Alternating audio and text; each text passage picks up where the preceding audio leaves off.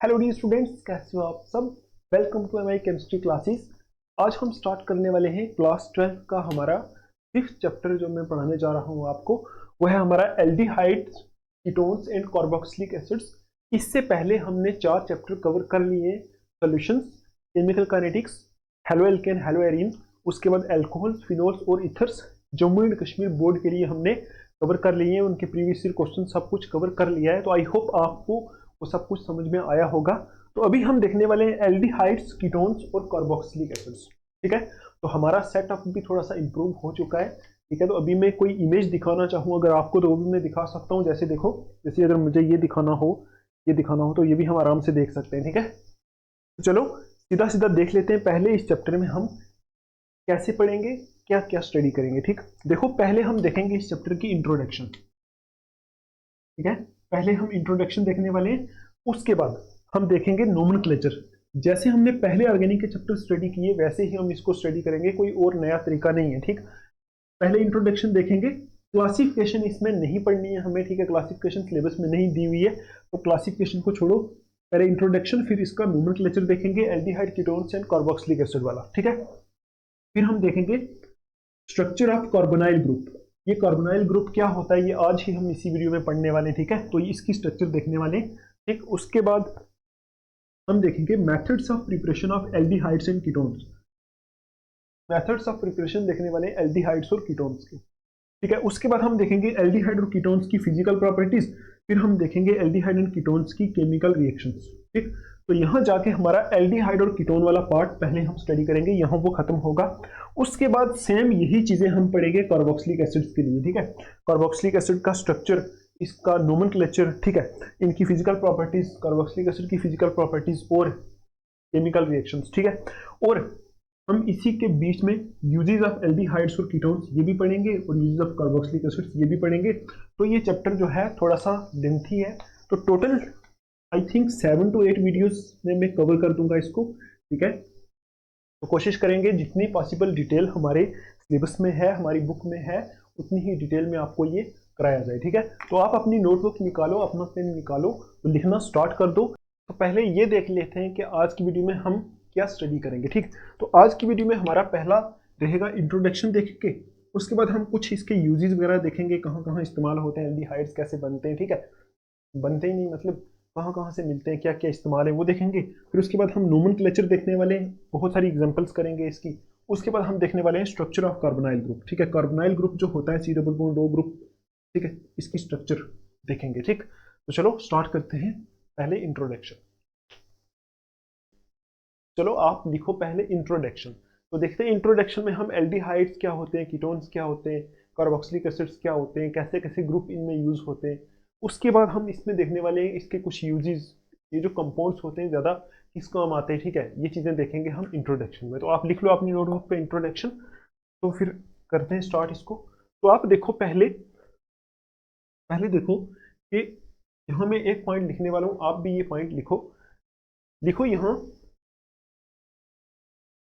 यहाँ हम पढ़ेंगे क्या, we will study study about carbonyl compounds, carbonyl compounds। ठीक है, compounds in this chapter, ये आप लिखो। ठीक है, कि इस चैप्टर में हम क्या स्टडी करेंगे, कार्बोनाइल कंपाउंड्स के बारे में स्टडी करेंगे। देखो कार्बोनाइल कंपाउंड्स क्या होते हैं। पहली बात यह है कि ये जो मैंने लिखा है कार्बोनाइल, ये कार्बोनाइल को कुछ लोग, कुछ टीचर्स जो है कार्बोनिल बोलते हैं। तो आपकी मर्जी है, चाहे आप कार्बोनाइल बोलो, मैं तो कार्बोनाइल बोलता हूँ इसको। ठीक है, तो आप चाहे कार्बोनाइल बोलो या फिर कार्बोनिल बोलो। ठीक, तो हम इसमें क्या स्टडी करने वाले हैं, हम देखेंगे इसमें कार्बोनाइल कंपाउंड्स के बारे में। अब देखो चैप्टर का नाम है aldehydes, ketones and carboxylic acids. ठीक है, तो वो सबको मिला के हम कार्बोनाइल कंपाउंड ही बोलते हैं। ठीक है, तो इसमें एक कॉमन ग्रुप होता है, जो हमारे एल्डिहाइड्स होते हैं, कीटोन्स होते हैं और कार्बोक्सिलिक एसिड्स, इन तीनों में एक कॉमन ग्रुप होता है जिसको बोलते हैं कार्बोनाइल ग्रुप। ठीक, तो इसी वजह से जो है इन कंपाउंड को हम एल्डिहाइड, कीटोन और कार्बोक्सिलिक एसिड को कार्बोनाइल कंपाउंड्स भी बोलते हैं। आप देखो यहाँ,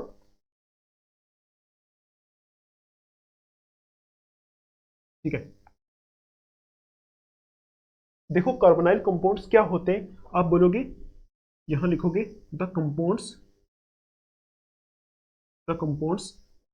that contain that contain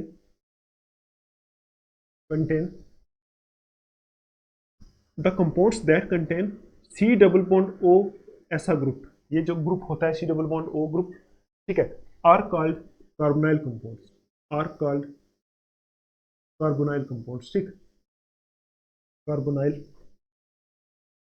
compounds मतलब ऐसे कंपाउंड्स जिनमें एक ग्रुप होता है जिस ग्रुप को हम बोलते हैं C double bond O group, इस ग्रुप का नाम होता है कार्बोनाइल ग्रुप, इस ग्रुप को बोलते हैं कार्बोनाइल ग्रुप, ठीक है। तो ऐसे जो कंपाउंड होते हैं इस ग्रुप को क्या बोलते हैं, कार्बोनाइल ग्रुप, कार्बोनाइल ग्रुप, ठीक। अच्छा, अब देखो इसमें मोस्टली जो कार्बोनाइल कंपाउंड होते हैं वो कौन कौन से होते हैं, वो होते हैं हमारे, कौन कौन से होते हैं, एक तो होते हैं एल्डिहाइड्स, एल्डिहाइड्स, कीटोन्स, ठीक है। उसके बाद होते हैं हमारे carboxylic acids, carboxylic acids and their derivatives, their derivatives, ठीक। आगे आप लिख सकते हो ब्रैकेट में, हम इस चैप्टर में यही पढ़ेंगे, वी विल स्टडी हेयर मतलब इस चैप्टर में हम क्या पढ़ेंगे, इस चैप्टर का नाम ही aldehyde ketones and carboxylic acids है, तो इनको हम बोलते हैं कार्बोनाइल कंपाउंड। तो हम इस चैप्टर में यही स्टडी करेंगे, एल्डिहाइड्स क्या होते हैं, कीटोन्स क्या होते हैं, कार्बोक्सिलिक एसिड्स क्या होते हैं, ठीक। तो इन तीनों में एक कॉमन ग्रुप होता है जिस ग्रुप को हम बोलते हैं ये C double bond O group, ठीक है। इस ग्रुप का स्ट्रक्चर वगैरह सब हम देखने वाले हैं, ठीक।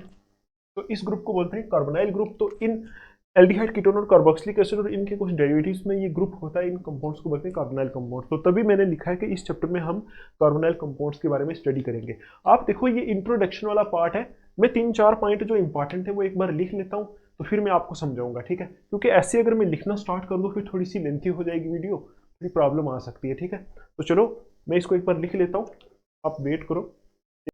तो चलो अभी हम स्टार्ट करते हैं इसकी इंट्रोडक्शन। कुछ चीज़ें जो कुछ पॉइंट्स थे जो मैंने लिख लिए, जो थ्योरी वाला पार्ट था वो आप लिख लोगे एज इट इज, पहले हम इसको समझ लेते हैं उसके बाद आप लिख लेना इसको। चलो देखो, पहले देखो कि हम क्या करेंगे, ये जो हमारा चैप्टर है aldehydes, ketones and carboxylic acids, इस चैप्टर में हम क्या पढ़ते हैं, कार्बोनाइल कंपाउंड्स। कार्बोनाइल कंपाउंड्स कौन से होते हैं, ऐसे कंपाउंड्स जिनमें C double bond O group होता है, ये मैंने आपको बताया ऐसा ग्रुप। इस ग्रुप को ऐसे भी रिप्रेजेंट किया जाता है, ठीक, ऐसे भी इसको रिप्रेजेंट किया जाता है। अभी आपको इसके बारे में और नॉलेज मिलने वाली है, ठीक। देखो, तो ऐसे कंपाउंड्स को बोलते हैं कार्बोनाइल कंपाउंड्स, और ये कौन कौन से होते हैं, एल्डिहाइड्स हो सकते हैं, कीटोन्स हो सकते हैं, कार्बोक्सिलिक एसिड्स हो सकते हैं और इनके डेरिवेटिव्स हो सकते हैं, ठीक। चलो आगे देखो अभी, अब देखो यहां लिखा है मैंने aldehydes, ketones, carboxylic acids and their derivatives, मतलब इस चैप्टर में हम यही स्टडी करेंगे, एल्डिहाइड, कीटोन्स, कार्बोक्सिलिक एसिड और उनके डेरिवेटिव्स।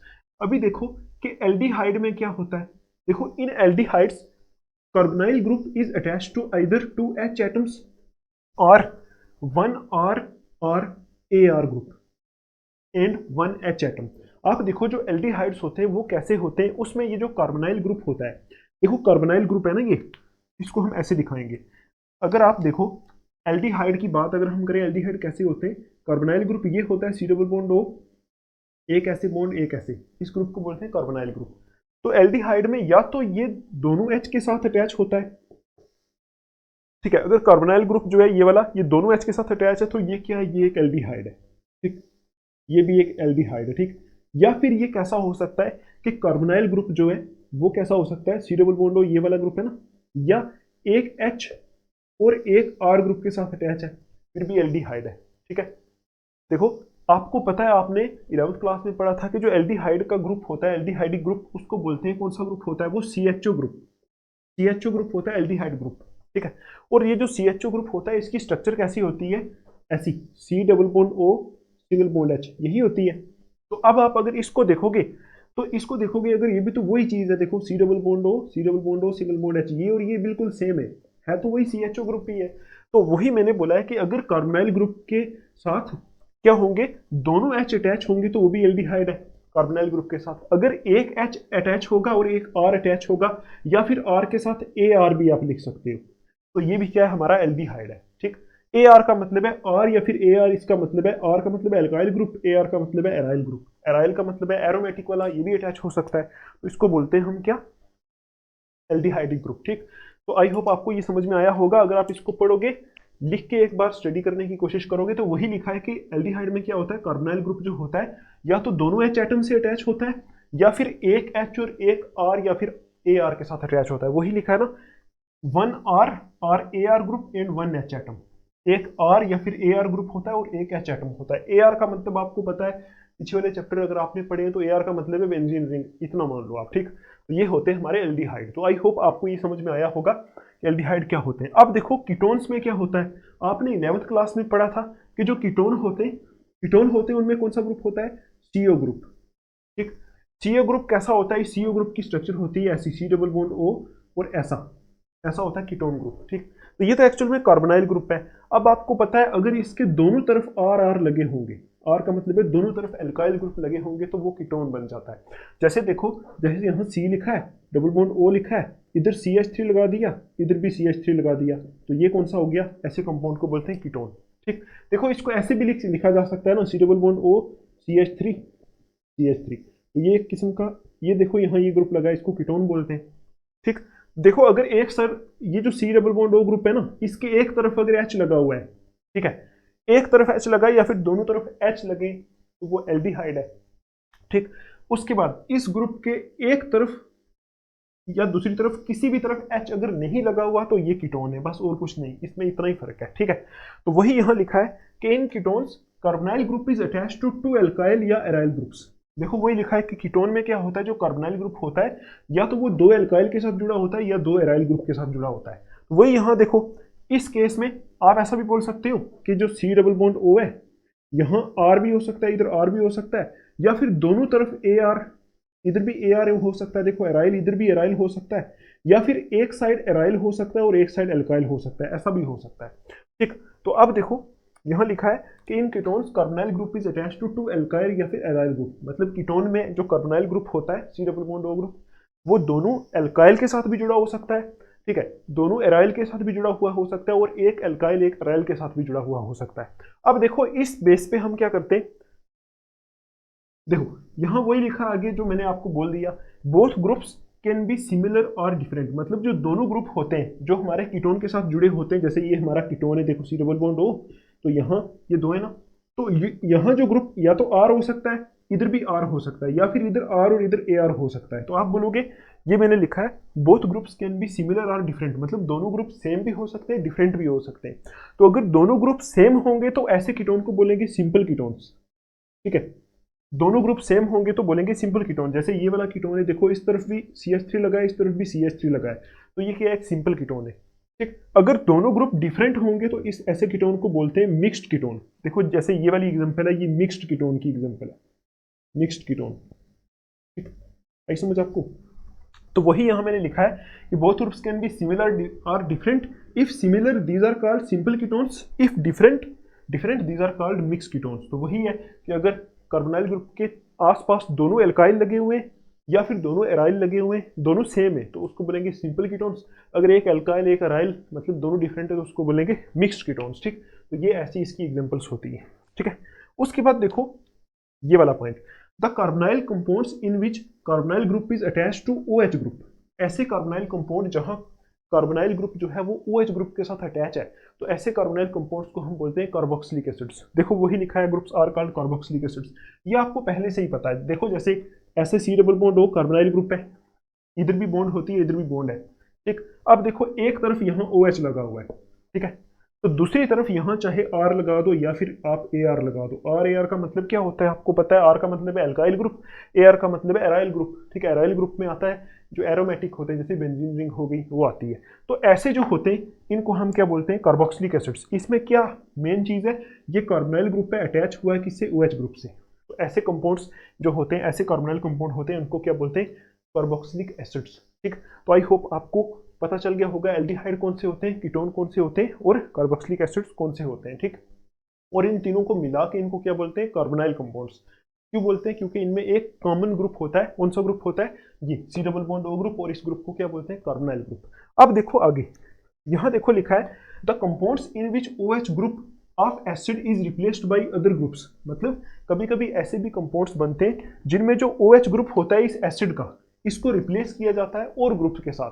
तो ऐसे कंपाउंड्स को हम बोलते हैं एसिड डेरिवेटिव्स।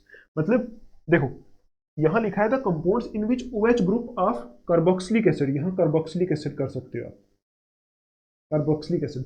मतलब ऐसे कंपाउंड्स जहां जो कार्बोक्सिलिक एसिड का OH ग्रुप है इसको रिप्लेस किया जाता है, इस OH ग्रुप को रिप्लेस किया जाता है और ग्रुप के साथ, किसी और ग्रुप के साथ, जैसे X हो गया, OR हो गया, OCOR या NH2 हो गया। तो ऐसे कंपाउंड्स को हम बोलते हैं एसिड डेरिवेटिव्स। ठीक है, मतलब वो जो होते हैं वो कार्बोक्सिलिक एसिड से ही बने होते हैं, तो इनको हम बोलते हैं कि ये एसिड के डेरिवेटिव है। ठीक है, अब देखो आई होप आपको इतना समझ में आया होगा। ये लास्ट वाली लाइन समझाने के लिए मुझे थोड़ा सा यहाँ से साफ करना पड़ेगा, थोड़ा सा आपको और सिखाना पड़ेगा, तभी आप ये समझ पाओगे। ठीक, तो अभी मैं इसको साफ कर देता हूँ, फिर आगे देखते हैं। ठीक, आप इसको लिख सकते हो। अभी देखो हम देख लेते हैं थोड़ा सा इसको, और कैसे देखोगे। जो मैंने लास्ट पॉइंट लिखा था यहाँ कि जो एसिड के डेरिवेटिव्स होते हैं उनको अभी आप छोड़ो, अभी आप पहले ये देखो आप कीटोन्स, कार्बोक्सिलिक एसिड और एल्डिहाइड को पहचान सकते हो कि नहीं।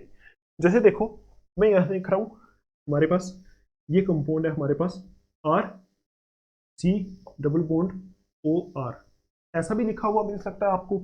यही कंपाउंड ऐसे भी लिखा जा सकता है, R ऐसे, C डबल बॉन्ड O ऐसे करके लिखा जाएगा। ठीक है, यहाँ से ऐसे और यहाँ R ऐसे भी लिखा हुआ मिल सकता है। ठीक है, अब देखो और देखते हैं एग्जांपल्स। जैसे मैं बोलूँ यहाँ देखो C डबल बॉन्ड O ये ग्रुप है, इसमें भी है, C double bond O group इसमें भी है, ये कंपाउंड है, इसमें C double bond O group है।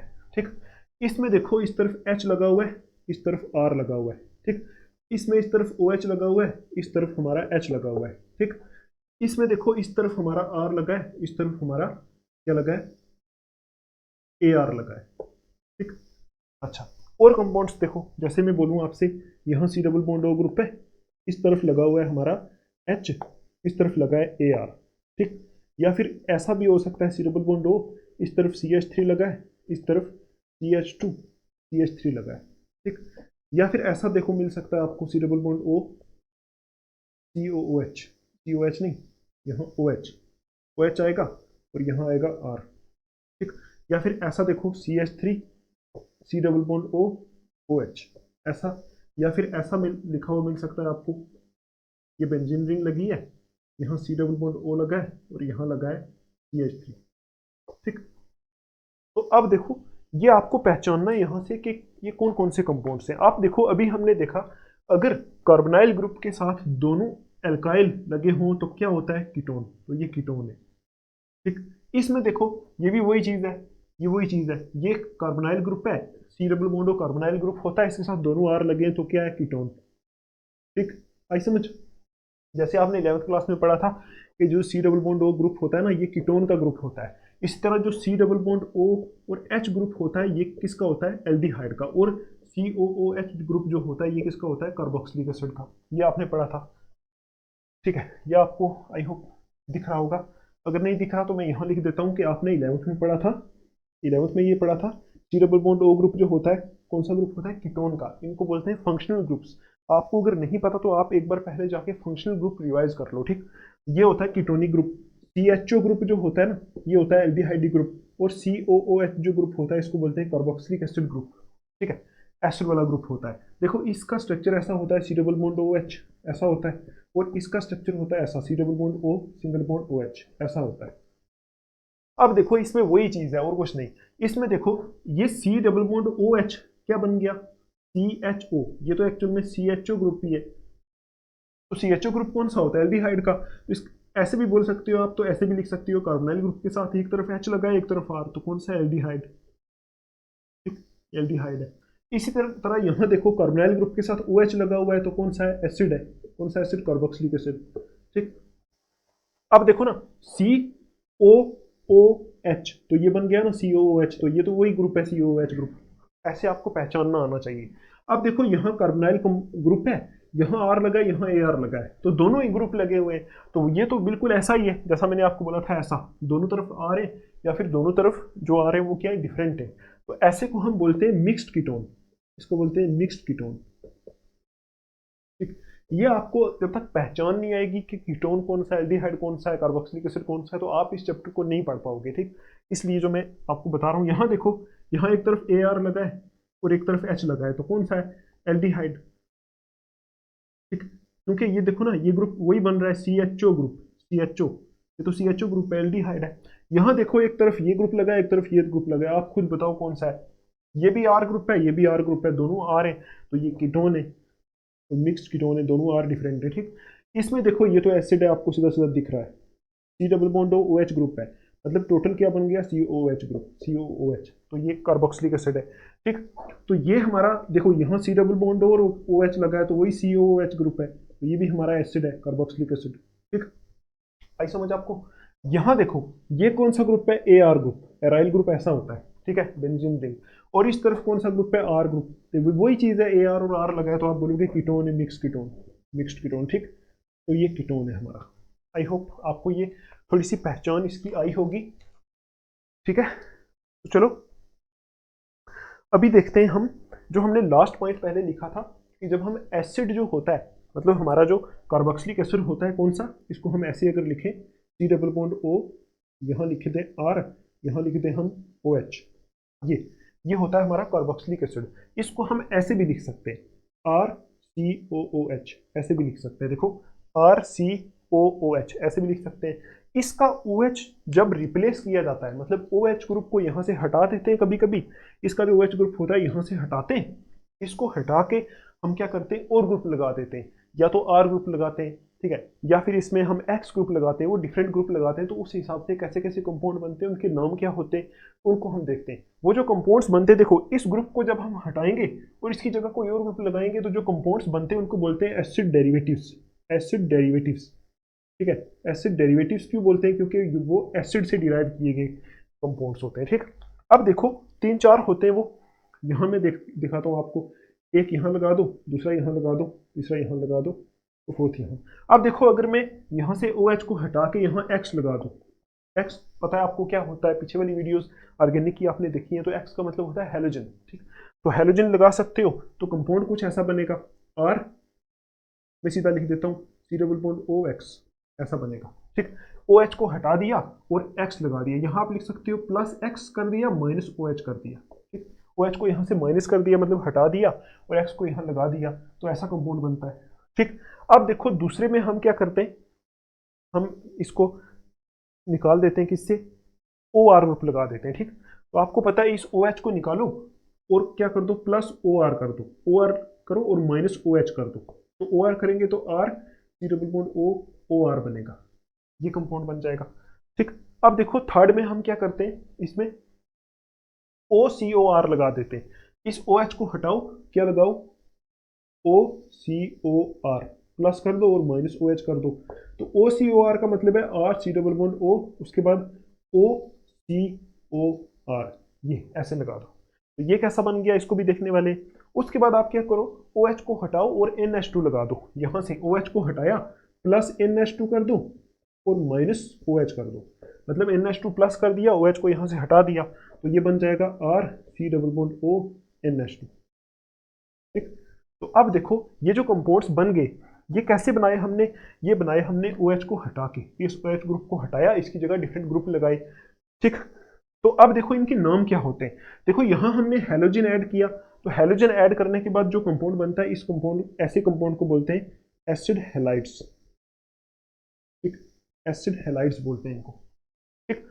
अच्छा, ये देखो OR ग्रुप लगाने के बाद आपको पता है, हमने हमने पीछे आई होप देखा होगा, ये कंपाउंड जो होता है ना, ये जो ग्रुप बन जाता है ना, RC डबल बॉन्ड OR, ऐसे ग्रुप को हम बोलते हैं एस्टर, ठीक है, ऐसे ग्रुप को हम बोलते हैं एस्टर, एस्टर बन गया ये, तो ये कार्बोक्सिलिक एसिड का ही डेरिवेटिव है। अब देखो ये जो है ना, ये इसकी अगर आप असल वाली स्ट्रक्चर देखोगे ना, ये ऐसा होता है, यहाँ जो OR है ना, ये ऐसा होता है, RC double bond O, C double bond O और R, ऐसा होता है, ठीक। तो ये एक्चुअल में ऐसा जो होता है, इसको बोलते हैं एनहाइड्राइड, ऐसा जो कंपाउंड होता है ना, जिसमें ये कार्बोक्सिलिक एसिड का OH हटा के OCOR लगाया जाए, ऐसे कंपाउंड को बोलते हैं एसिड एनहाइड्राइड, एसिड एनहाइड्राइड, ठीक है, इसको बोलते हैं एसिड एनहाइड्राइड, ठीक है। अब देखो ये NH2 अमाइड ग्रुप होता है, तो ऐसे कंपाउंड्स ऐसे जो कंपाउंड होते हैं ये एसिड का डेरिवेटिव है, इनको बोलते हैं एसिड अमाइड्स, एसिड अमाइड्स। ठीक, तो ये जो होते हैं कंपाउंड जैसे एसिड हैलाइड हो गए, ठीक है, तो एस्टर हो गए, एसिड एनहाइड्राइड हो गए, या फिर एसिड अमाइड्स हो गए, बहुत किस्म के। देखो ना यहाँ आर ग्रुप आप चेंज करते जाओगे तो हजारों किस्म के कंपाउंड्स बनना स्टार्ट हो जाएंगे। तो ऐसे कंपाउंड को बोलते हैं हम एसिड के डेरिवेटिव्स, इनको बोलते हैं एसिड डेरिवेटिव्स। ठीक, आई होप आपको ये समझ में आया होगा। अब देखो जो एसिड डेरिवेटिव्स होते हैं ना, ये जो हमने बनाए इधर, जैसे एसिड हैलाइड, एस्टर एनहाइड्राइड या फिर अमाइड, इनके ग्रुप आप कैसे याद रखोगे, बार बार नोटबुक के ऊपर लिख के आप इनके ग्रुप याद रखोगे। ठीक, तभी आपको ये समझ में आएगा। इनको क्या बोलते हैं, एसिड डेरिवेटिव्स, एसिड डेरिवेटिव्स। ठीक है, और इनका एक और भी नाम होता है, एसिड की जगह हम एसाइल भी लिखते हैं, एसाइल, एसाइल डेरिवेटिव्स, इनको एसाइल डेरिवेटिव्स भी बोलते हैं। ठीक है, ये आप लिख लो, acid derivatives are also called acyl derivatives. ठीक, और इनके बारे में एक और खास चीज ये होती है कि ये कंपाउंड्स जो होते हैं on hydrolysis, on hydrolysis, hydrolysis जब इन कंपाउंड की हम करते हैं, give carboxylic acids, carboxylic acids again. मतलब जब हम इन कंपाउंड की, किन कंपाउंड्स की, ये जो हमारे एसिड के डेरिवेटिव्स है, जब हम इनकी हाइड्रोलिसिस करते हैं तो ये फिर से यहाँ से कार्बोक्सिलिक एसिड ही बन जाते हैं। ठीक है, तो आई होप आपको इतना समझ में आया होगा कि एल्डिहाइड क्या होते हैं, कीटोन क्या होते हैं, कार्बोक्सिलिक एसिड्स क्या होते हैं। ठीक है, और कार्बोक्सिलिक एसिड के जो कुछ डेरिवेटिव्स होते हैं जैसे acid halide, ester, acid anhydride और एसिड अमाइड, ये क्या होते हैं, इनको एसाइल डेरिवेटिव भी बोलते हैं। और हाइड्रोलिसिस करने के ऊपर ये सारे के सारे फिर से किस में चेंज हो जाते हैं, कार्बोक्सिलिक एसिड में चेंज हो जाते हैं। आई होप आपको इतना समझ में आया होगा। ठीक, चलो आगे थोड़ा सा और देख लेते हैं इसके बारे में। तो फिर हम चलेंगे सेकंड टॉपिक नोमेनक्लेचर के ऊपर। उसके बाद हम देखने वाले हैं कार्बोक्सिलिक एसिड जो जो हमारा कार्बोनाइल ग्रुप होता है उसकी स्ट्रक्चर। तो बस आज की वीडियो में इतना ही देखने वाले हैं। ठीक, तो आप देखो, इसको मैं साफ करता हूँ, आप एक बार लिख लो इसको। तो अभी देखो, इसी इंट्रोडक्शन में कुछ और पॉइंट्स देख लेते हैं। आप लिखो यहाँ, आप लिखो एक लाइन, लिखो aldehyde ketones and carboxylic acids. लिखो, मैं लिखता हूँ यहाँ, एल्डिहाइड्स, एल्डिहाइड्स, कीटोन्स, ठीक है, carboxylic acids, carboxylic acids and their derivatives. ठीक है, aldehyde ketones, carboxylic acids and their derivatives, ठीक है, are widely spread in living organisms. लिखो यहाँ, are widely spread, spread in living organisms, living organisms. ठीक है, तो आप देखो, जो हम एल्डिहाइड कीटोन्स और कार्बोक्सिलिक एसिड्स, जो हम ये वाला चैप्टर है, ये वाले जो कंपाउंड्स हैं, इनकी स्टडी क्यों करते हैं, क्योंकि ये ज्यादातर लिविंग ऑर्गेनिज्म में पाए जाते हैं। ठीक है, लिविंग ऑर्गेनिज्म में ये होते हैं। देखो ये लिखा है ना, aldehyde ketones, carboxylic acids and the derivatives are widely spread in living organisms. मतलब ये लिविंग ऑर्गेनिज्म में ज्यादातर स्प्रेड होते हैं, वहां से ये हमें मिलते हैं। ठीक है, एक लाइन और ऐड करो, they play important role in biological processes. मतलब जो हमारी बायोलॉजिकल प्रोसेसेस होती हैं उनमें भी ये बहुत इंपॉर्टेंट रोल प्ले करते हैं। ठीक है, they play important, important role, ठीक है, इन बायोलॉजिकल प्रोसेसेस। ये इनके कुछ यूजेस हैं। ठीक है, बायोलॉजिकल प्रोसेसेस, इन कंपाउंड्स को हम क्यों स्टडी करते हैं, उनके बारे में तो हमें पता होना चाहिए ना। देखो ना, अगर हमें पता ही नहीं कंपाउंड का यूज क्या है, फिर हम उसको स्टडी करेंगे तो फिर मजा नहीं आएगा। ठीक है, अब देखो एक लाइन और ऐड करो, many of them are natural fragrance and flavouring producing substances. देखो यहाँ, मेनी ऑफ देम, ठीक है, are natural fragrance, fragrance and flavouring,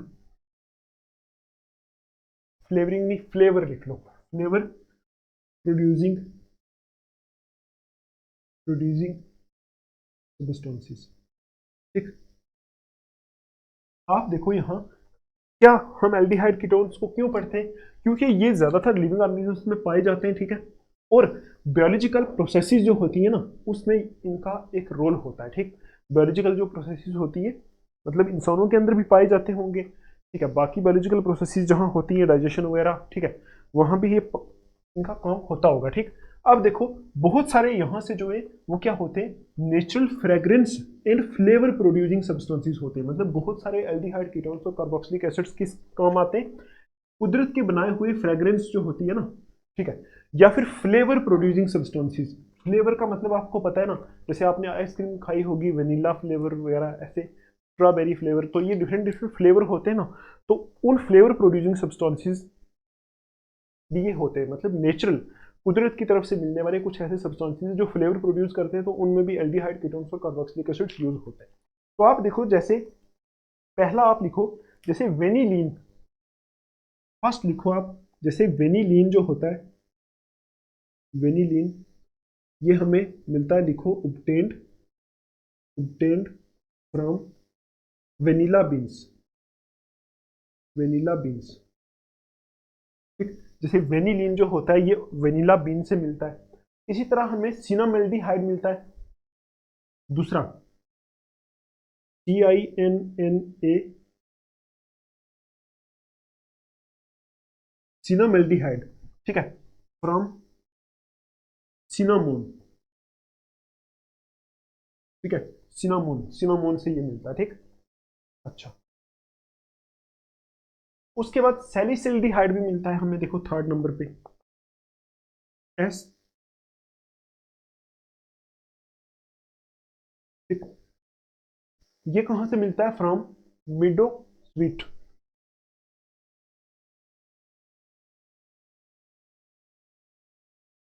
ठीक, मिडो स्वीट से मिलता है। उसके बाद देखो, आइसोअमाइल एसीटेट, फोर्थ नंबर पे लिखो, आइसोमाइल एसीटेट, ये मिलता है हमें फ्रॉम बनाना, ठीक। तो आप देखो यहाँ, ये मैंने जो ऊपर पॉइंट लिखा था ना, कि बहुत सारे एल्डिहाइड और कीटोन्स जो है वो फ्लेवर प्रोड्यूसिंग सब्सटेंसेस है, नेचुरल, और फ्रेग्रेंस प्रोड्यूसिंग सब्सटेंसेस है, ठीक है, मतलब खुशबू प्रोड्यूस करने वाले और फ्लेवर प्रोड्यूस करने वाले, उसी में आता है ये एक वेनिलीन कंपाउंड होता है, ये भी एल्डिहाइड कीटोन वाला ही है। और उसके बाद होता है सिनामेल्डिहाइड, ये भी वैसा ही है। सैलिसिल्डिहाइड, ये भी एल्डिहाइड कीटोन में से ही आता है, और आइसोअमाइल एसीटेट, ये भी एल्डिहाइड कीटोन का ही है। अब देखो, जो वेनिलीन है ये मिलता है हमें वेनिला बीन से, तो ये एक फ्लेवर प्रोड्यूसिंग सब्सटेंस है वेनिलीन। देखो, वेनिला बीन से मिलता है तो फ्लेवर प्रोड्यूस होता है ना इससे, वेनिला से, ठीक है, जैसे वेनिला आइसक्रीम आपने खाई होगी। उसके बाद देखो, सिनामेल्डिहाइड जो होता है कंपाउंड, ये मिलता है हमें सिनामोन, सिनामोन बोलते हैं दालचीनी को, दालचीनी ऐसी होती है, आपने देखा होगा, ये वाली ऐसी होती है दालचीनी, आपने घर में देखी होगी, इसमें इसमें फ्लेवर होता है किस्म का, तो वो कंपाउंड कौन सा होता है, सिनामेल्डिहाइड, उसकी वजह से होता है, ठीक।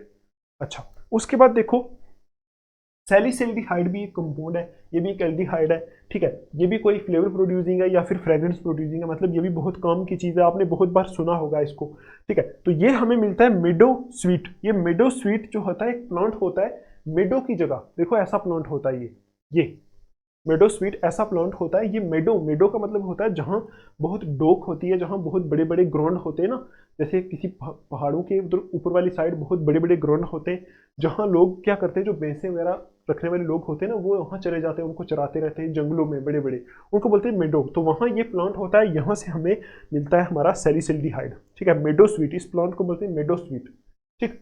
अब देखो, एक और कंपाउंड होता है जिसको बोलते हैं आइसोअमाइल एसीटेट, ये भी एक फ्लेवर प्रोड्यूसिंग सब्सटेंस, देखो ये मिलता है बनाना से, ठीक है, ये आपको पता है। अब देखो इनके स्ट्रक्चर कैसे होते हैं, ये आप देख लो थोड़ी थोड़ी।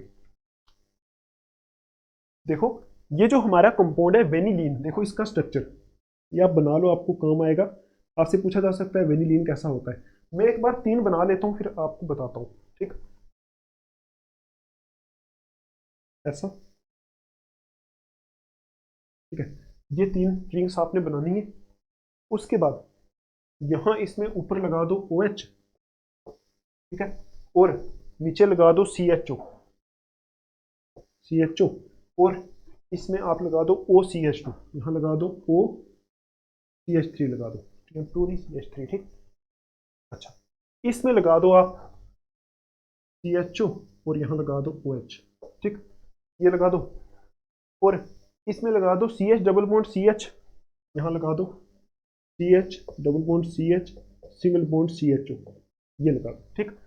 अच्छा, एक और होता है जिसको बोलते हैं आइसोअमाइल एसीटेट, उसका देखो पहले इनके नाम लिख लेते हैं। ये वाला जो होता है हमारा ना, ये कंपाउंड होता है वेनिलीन, ये इसका कॉमन नेम है, ठीक है, वेनिलीन, इसको बोलते हैं वेनिलीन, ठीक। ये जो होता है कंपाउंड इसको बोलते हैं सैलिसिल्डिहाइड। देखो सैलिसिल्डिहाइड आपने सुना होगा, देखो इसमें भी CHO ग्रुप है, मतलब एक किस्म का एल्डिहाइड है। इसमें CHO ग्रुप है, ये भी एक किस्म का एल्डिहाइड है। इसमें भी CHO ग्रुप है, ये भी एक किस्म का एल्डिहाइड है। और इसका नाम देखो आप होता है सिनामेल्डिहाइड, यही होता है सिनामेल्डिहाइड, सिनामेल्डिहाइड, ठीक, ये होता है सिनामेल्डिहाइड। तो इसी तरह देखो जो हमारा होता है आइसोअमाइल एसीटेट जो हमें बनाना से मिलता है, उसका स्ट्रक्चर कैसा होता है आप देखो, ऐसा CH3 C double bond O, ठीक है, आगे लिखो आप O CH2, ठीक, और आगे लिखो CH2, यहां लिखो, यहां CH लिख दो, ठीक है, और यहां लगा दो आप साथ में CH3 और यहां लगा दो CH3। ये ये जो कंपाउंड होता है इसको बोलते हैं आइसोअमाइल एसीटेट। क्या बोलते हैं इसको? आइसोअमाइल एसीटेट।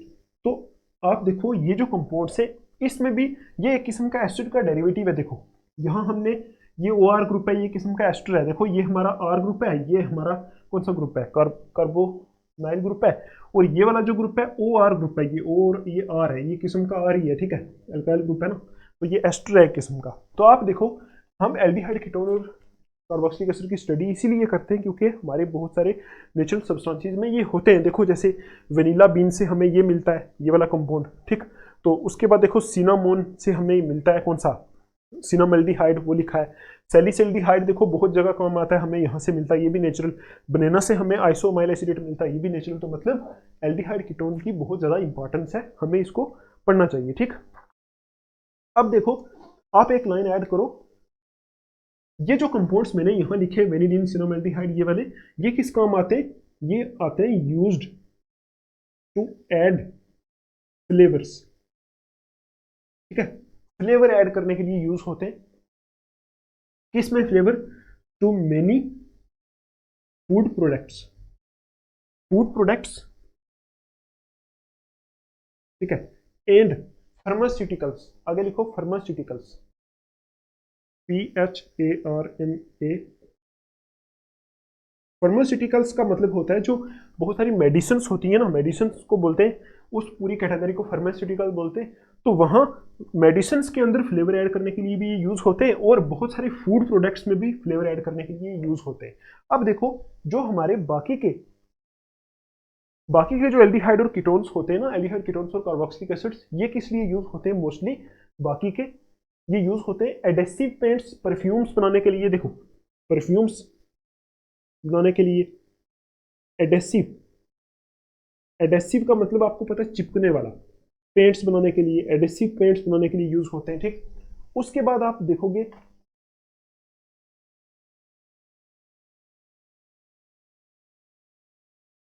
ये आप लिख लो एडेसिव पेंट बनाने के लिए, परफ्यूम बनाने के लिए, फ्लेवर बनाने के लिए।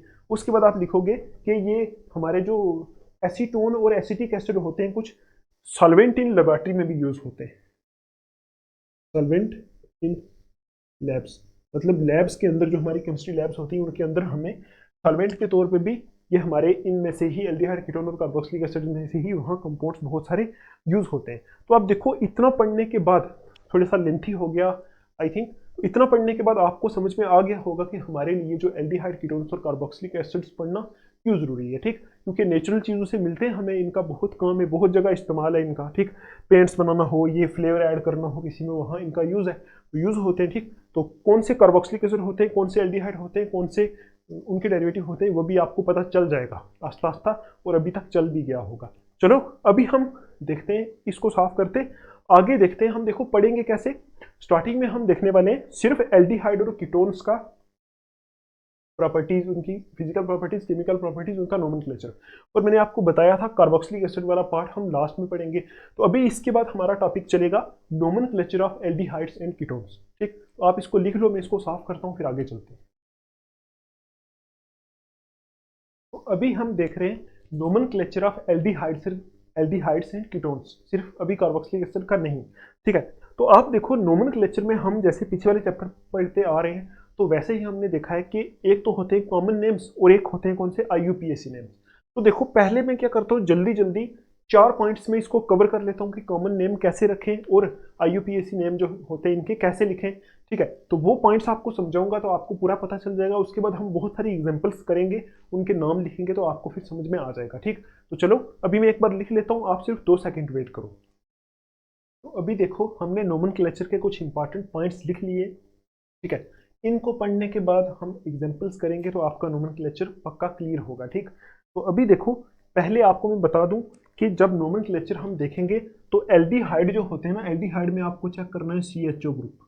ठीक, CHO ग्रुप भी लिखा हुआ मिल सकता है और कैसा मिल सकता है, C डबल बॉन्ड OH, ये चेक करना है कि C डबल बॉन्ड O के साथ H कहीं लग रहा है तो वो एल्डिहाइड होगा। ठीक, तो इसी तरह कीटोन में आपको ऐसा चेक करना है, C double bond O group लगा होगा, इधर और इधर RR लगा होगा, मतलब यहाँ कुछ और भी हो सकता है, H नहीं हो सकता, तो यहाँ कीटोन हो गया। ठीक, अब देखो आपको पता है 2 किस्म के नाम हम पढ़ते हैं, एक होते हैं कॉमन नेम्स, एक होते हैं IUPAC नेम्स। तो यहाँ पहला पॉइंट जो है, इसको आप अगर अंडरस्टैंड करने की कोशिश करो, देखो लिखा है the common names of most aldehydes are derived by replacing IC of carboxylic acids by aldehyde. ठीक, देखो जो कॉमन नेम्स होते हैं बहुत सारे एल्डिहाइड्स के, उनको हम कैसे डिराइव करते हैं कि उसका जो जो हम मतलब जिस कंपाउंड का हम, जो हमारा कंपाउंड है एल्डिहाइड, इसका हम नाम लिख रहे हैं, उसके करस्पॉन्डिंग जो कार्बोक्सिलिक एसिड होता है उसका जो IC होता है, कार्बोक्सिलिक है ना, देखो IC। ठीक, ठीक है, जो IC होता है IC को रिप्लेस कर देते हैं किससे, एल्डिहाइड से। देखो एग्जांपल से समझते हैं।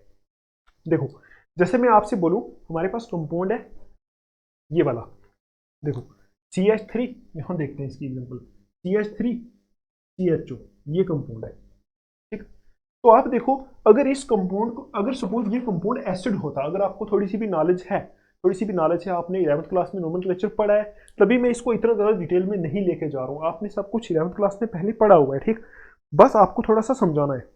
देखो अगर इसके करस्पॉन्डिंग कार्बोक्सिलिक एसिड होता तो वो कौन सा होता, वो ऐसा होता CH3 COOH, इसके करस्पॉन्डिंग, मतलब करस्पॉन्डिंग का मतलब है इसमें भी 2 कार्बन है, इसमें भी 2 कार्बन है, तो 2 कार्बन वाला कार्बोक्सिलिक एसिड ये होता CH3 COOH। ठीक, तो आप देखो ये जो कार्बोक्सिलिक एसिड होता है ना, ये वाला, इसका नाम आपको पता होगा, इसका नाम होता है, कॉमन नेम होता है acetic acid. Acetic acid, acetic acid होता है। अब देखो 2 कार्बन वाला कार्बोक्सिलिक एसिड ये होता है और 2 कार्बन वाला एल्डिहाइड ये होता है। तो अब देखो क्या हो रहा है इसमें, इस लाइन में क्या बोल रहा है कि ये जो हमारा करस्पॉन्डिंग कार्बोक्सिलिक एसिड हमने लिखा है ना एसिटिक एसिड, इसका जो IC है, IC एसिटिक का IC, इसको रिप्लेस कर देना है, इसके साथ लगा देना है एस या एल्डिहाइड, बस और कुछ नहीं करना। तो आप देखो इसके करस्पॉन्डिंग ये हमारा एल्डिहाइड है, तो इसका नाम हम कैसे लिखेंगे, इसका नाम क्या होगा, स्टार्टिंग में वही आएगा ACET, IC को रिप्लेस करना है, IC को रिप्लेस करके लगा देना है एल्डिहाइड, तो ACTALDEHYD, तो बन गया ये, इसका नाम आ गया कंपाउंड का एसिटल्डिहाइड। एसिटल्डिहाइड हमने क्या किया, इसके करस्पॉन्डिंग जो कार्बोक्सिलिक एसिड था उसका जो कॉमन नेम था उसका IC रिप्लेस करके साथ में लगा देना एल्डिहाइड, तो इस कंपाउंड का नाम बन जाएगा एसिटल्डिहाइड। ठीक, आई समझ आपको। तो ऐसे हम इसके कॉमन नेम लिखते हैं, ये जो पहली लाइन लिखी है इसका यही मतलब है, आप देखो आपको समझ में पक्का आएगा। देखो common names of most aldehydes are derived by replacing IC, देखो IC of carboxylic acids by aldehyde, मतलब IC को रिप्लेस कर दो किससे, एल्डिहाइड से, बस इतना काम करना है। उसी तरह आप देखो, आपने एक सुना होगा कि ये हमारा एक एल्डिहाइड ग्रुप होता है, ये वाला ऐसा एक कंपाउंड होता है, उसके ऊपर होता है CHO। ठीक, अब देखो इसके करस्पॉन्डिंग जो है वो हमारा कार्बोक्सिलिक एसिड कौन सा होता है, इसके करस्पॉन्डिंग कार्बोक्सिलिक एसिड होता है ये वाला।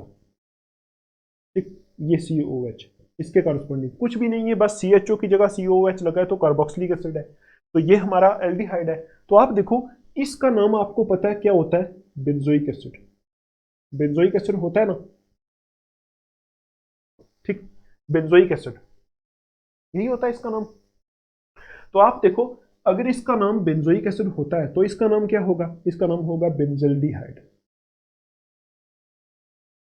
बस यही है। इसके करस्पॉन्डिंग देखो, बेंजोइक था, स्टार्टिंग में वही बेंज लगाया, आके आईसी को रिप्लेस करके एल्डिहाइड लगा दिया, तो इसका नाम हो जाएगा, इस कंपाउंड का नाम हो जाएगा बेंजल्डिहाइड। ठीक, आई समझ आपको। तो ऐसे हम इनके कॉमन नेम लिखते हैं। ठीक, और दूसरा जो पॉइंट है उसमें मैंने लिखा है कि लोकेशंस ऑफ सब्स्टिट्यूएंट्स, मतलब अगर आपको कॉमन नेम लिखने और कॉमन नेम में सब्स्टिट्यूएंट की लोकेशन दिखानी है तो वो आप दिखाओगे अल्फा बीटा गामा डेल्टा से। ठीक, अल्फा बीटा गामा डेल्टा यहाँ यूज करोगे। ठीक है, कॉमन नेम में अल्फा बीटा गामा डेल्टा। एक एग्जांपल लेते हैं, जैसे देखो आप,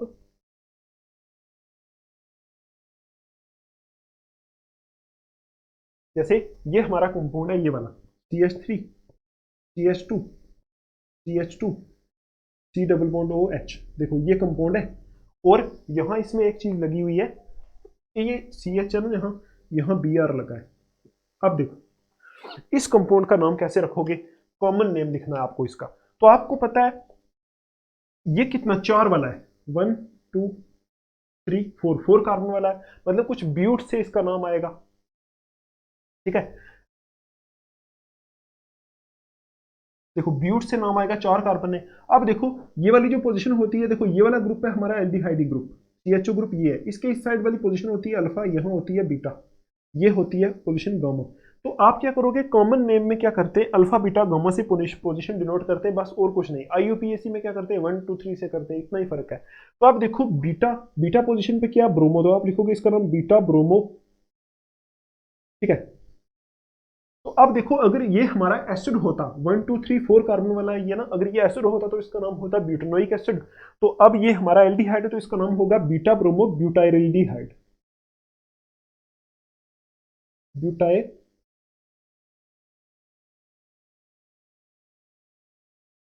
बीटा ब्रोमो ब्यूटाइरिल्डिहाइड इसका नाम होगा। तो मैंने इसको आपको बस इतना बताना है कि ये पोजीशन को कैसे डिनोट करते हैं, अल्फा बीटा से कॉमन नेम में। ठीक, अब देखो कॉमन नेम उतने ज्यादा इंपॉर्टेंट नहीं है, यहाँ से आपको बहुत कम चांसेस है कि आए। कॉमन नेम सिर्फ वही आ सकते हैं जो फेमस होते हैं, जैसे मैंने आपको पहले बताया था, वेनिलीन हो गया, सैलिसिल्डिहाइड हो गया, सिनामेल्डिहाइड हो गया। ठीक है, उनके कॉमन नेम आपसे पूछे जा सकते हैं। हर किसी कंपाउंड का कॉमन नेम लिखना पॉसिबल नहीं है, क्योंकि कॉमन नेम्स मोस्टली जो कैसे होते हैं, जो लैटिन और ग्रीक में यूज किए जाते थे, मतलब वो डिपेंड करता था, कभी कभी कुछ स्पेशल नेम भी दिए जाते थे कंपाउंड्स को। ठीक है, स्पेशल नेम्स जिनसे ऐसे हो सकता है कोई सी सोर्स से वो मिला है, जैसे वेनिला जो है ना, जो वेनिलीन कंपाउंड है वेनिला से मिला है तो उसका कॉमन नेम वेनिला आ गया, तो ऐसे कॉमन नेम दिए जाते थे।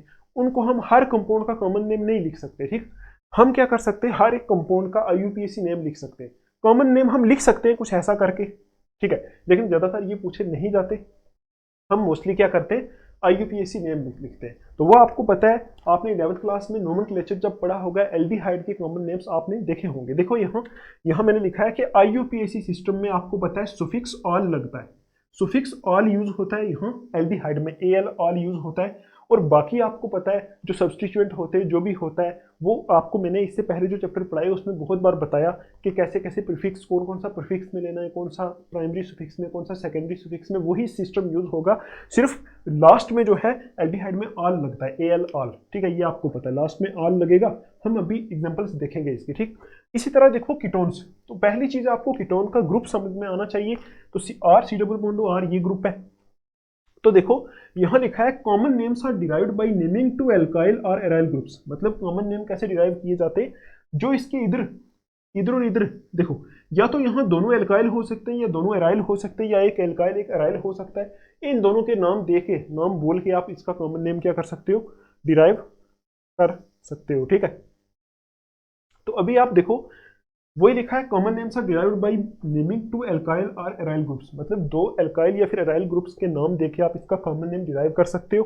ठीक है, तो कुछ कीटोन जो होते हैं उनके कुछ पॉपुलर नेम्स होते हैं, some of the ketones have popular names, मतलब कुछ कीटोन्स के क्या होते हैं, कुछ पॉपुलर नाम होते हैं जो हम अभी देखेंगे। ठीक, उनके कॉमन नेम वही होते हैं, तो पुराने जमाने में रख दिए थे एक बार। ठीक है, अब देखो IUPAC सिस्टम में क्या होता है, IUPAC सिस्टम में आपको पता है कीटोन को ओन लिखते हैं, ONE ओन यूज होते हैं। सुफिक्स सुफिक्स जो होता है ना लास्ट में ओन यूज होता है कीटोन के लिए, ये आपको पता है।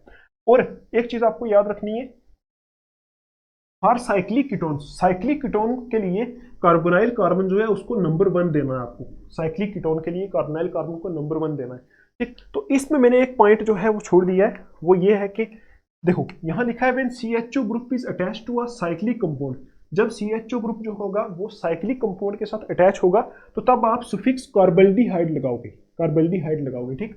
ये आप याद रखना। मतलब जैसे एग्जांपल में आप देख सकते हो ऐसे वाला, इसी की एग्जांपल देखते हैं। जैसे ये हमारा एक साइक्लिक कंपाउंड है ना, इसके साथ CHO ग्रुप अटैच है, तो जब साइक्लिक के साथ ये वाला ग्रुप अटैच होगा तो उस टाइम चाहे आपका कौन सा IUPAC हो चाहे आपका कौन सा हो कॉमन हो, दोनों में आप क्या करोगे, लास्ट पे कार्बल्डिहाइड लगाओगे, ठीक।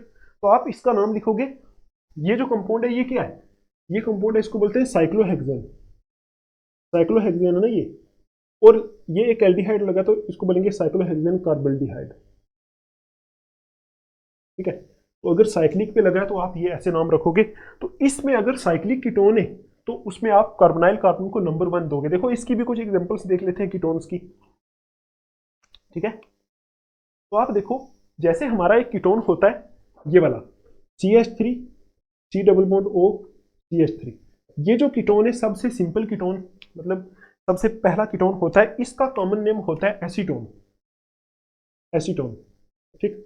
और इसका देखो अगर IUPAC नाम लिखोगे तो आपको पता है 1 2 3 ऐसे नंबरिंग दोगे आप, तो 2 पोजीशन पे यहाँ ऑन है, ठीक। तो इसका नाम क्या आएगा, देखो 1 2 3 3 कार्बन है, 3 कार्बन वाले को बोलते हैं प्रोपेन, प्रोपेन, और आगे लिखोगे 2 ऑन, इसका नाम आएगा IUPAC आएगा प्रोपेन 2 ऑन, और इसका कॉमन नेम होता है एसीटोन, ये इसका फेमस नेम है, ठीक।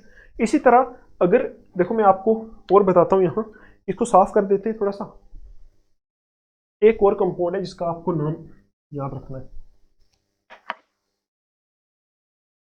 देखो अगर हमारे पास ऐसा हो C डबल बॉन्ड O, इस तरफ CH3 लगा हो और इस तरफ हमारी एक बेंजीन रिंग लगी हो ऐसे, ठीक। तो इसका काम, इसका जो नाम क्या होगा, इसका नाम होता है एसिटोफिनोन, एसिटोफिनोन, ये इसका कॉमन नेम होता है, ठीक। आई समझ आपको।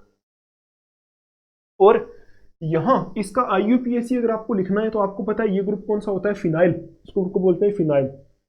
और यहाँ कितने कार्बन है, 1 और 2 कार्बन वाले को बोलते हैं इथेन, तो यहाँ आएगा फिनाइल इथेनोन, ये ऐसे आ जाएगा, ठीक। आई समझ इसका IUPAC। अभी हम बहुत सारी एग्जांपल्स देखने वाले हैं, मैं बस आपको थोड़ा सा बताने की कोशिश कर रहा था अभी, ठीक है। अच्छा, आपको बस इतना याद रखना है कि कुछ कंपाउंड्स, कुछ कीटोन्स और एल्डिहाइड्स ऐसे होते हैं जिनके कुछ स्पेशल नेम दिए जाते हैं, ठीक है, कुछ फेमस नेम से उनको जाना जाता है। तो अभी देखो ये आप लिख लो, ये इसके रूल्स हैं। तो अभी हम चलते हैं, बहुत सारी एग्जांपल्स में यहाँ लिखूंगा, उनके कॉमन नेम और IUPAC नेम आपको लिखने हैं, हम लिख के देखते हैं हम लिख सकते हैं कि नहीं, ठीक है। तो चलो आप लिख लो, इसको मैं साफ कर देता हूँ। देखो हमने बहुत सारी एग्जांपल्स यहाँ लिख ली हैं, तो इनमें से कुछ के हमने सिर्फ IUPAC नेम लिखने और कुछ के common names and IUPAC name दोनों लिखने। तो ठीक है, स्टार्ट करते हैं फर्स्ट से। देखो पहले आपको ये पहचानना आना चाहिए कि ये हमारा एल्डिहाइड है या फिर कीटोन है। तो स्टार्टिंग में कुछ मैंने सिर्फ एल्डिहाइड लिखे हैं, देखो यहाँ ग्रुप देख लो आप, CHO ग्रुप है मतलब एल्डिहाइड है, यहाँ भी देखो CHO ग्रुप है मतलब एल्डिहाइड है, यहाँ भी देखो CHO ग्रुप है मतलब एल्डिहाइड है। तो आपको मैंने बोला था कि जो कीटोन्स होते हैं उनके कुछ स्पेशल नेम्स होते हैं, कुछ फेमस नेम्स हैं। इसी तरह एल्डिहाइड्स के भी जो है कुछ फेमस नेम्स होते हैं, ठीक है। जैसे देखो, जैसे ये जो हमारा एल्डिहाइड है, ये सबसे सिंपलेस्ट एल्डिहाइड होता है। यहाँ देखो क्या लगा हुआ है, इसकी अगर आप स्ट्रक्चर देखोगे खोल के ये कुछ ऐसा होगा, C डबल बॉन्ड O, इस तरफ H लगा हुआ है और इस तरफ भी H लगा हुआ है, तो ये ऐसा होता है HCHO, देखो HCHO ये बन गया। तो ये हमारा जो एल्डिहाइड होता है इसका कॉमन नेम लिखें, अगर हम कॉमन नेम यहाँ लिखते हैं और IUPAC यहाँ लिखेंगे, तो इसका कॉमन नेम होता है फॉर्मेल्डिहाइड, ये आपको पता होगा, ठीक है, ये आपको याद रखना है, फॉर्मेल्डिहाइड, ठीक है। और IUPAC नेम क्या होगा, आप देखो IUPAC नेम में आप बोल सकते हो इसको, देखो एक ही कार्बन है, ठीक है, और एक कार्बन वाले को हम क्या बोलते हैं, मीथेन, मीथेन से निकलता है, एक कार्बन वाले को मीथेन बोलते हैं।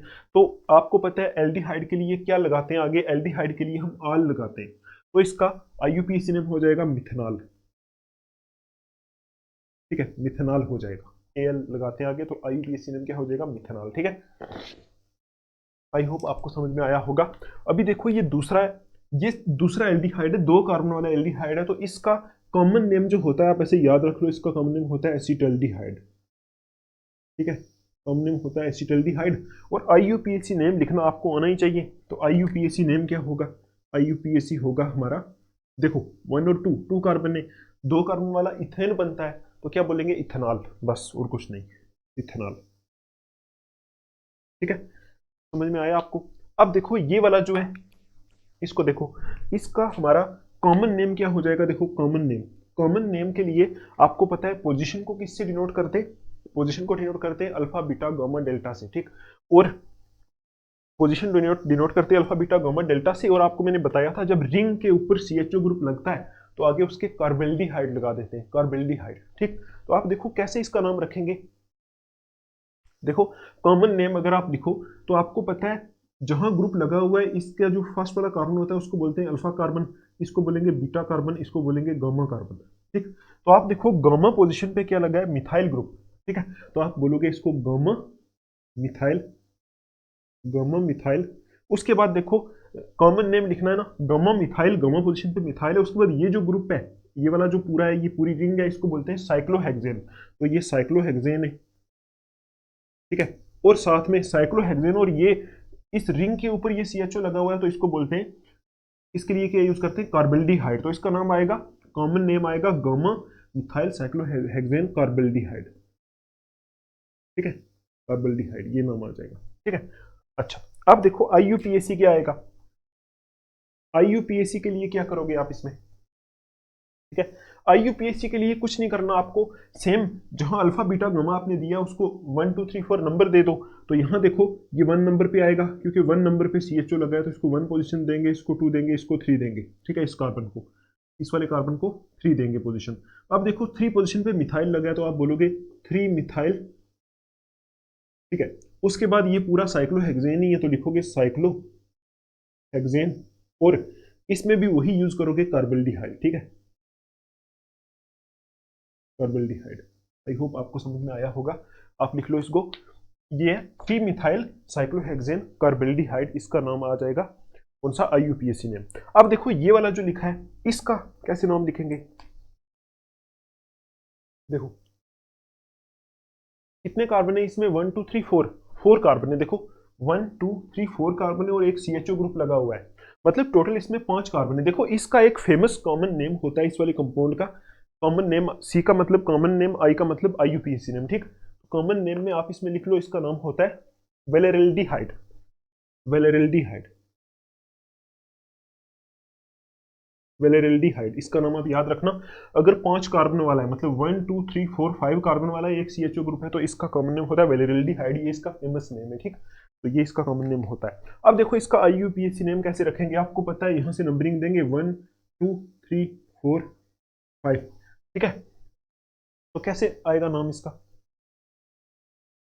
बहुत आसान है IUPAC नेम लिखना। देखो I लिखा, A फॉर IUPAC नेम, तो 5 कार्बन है, पेंटेन आएगा,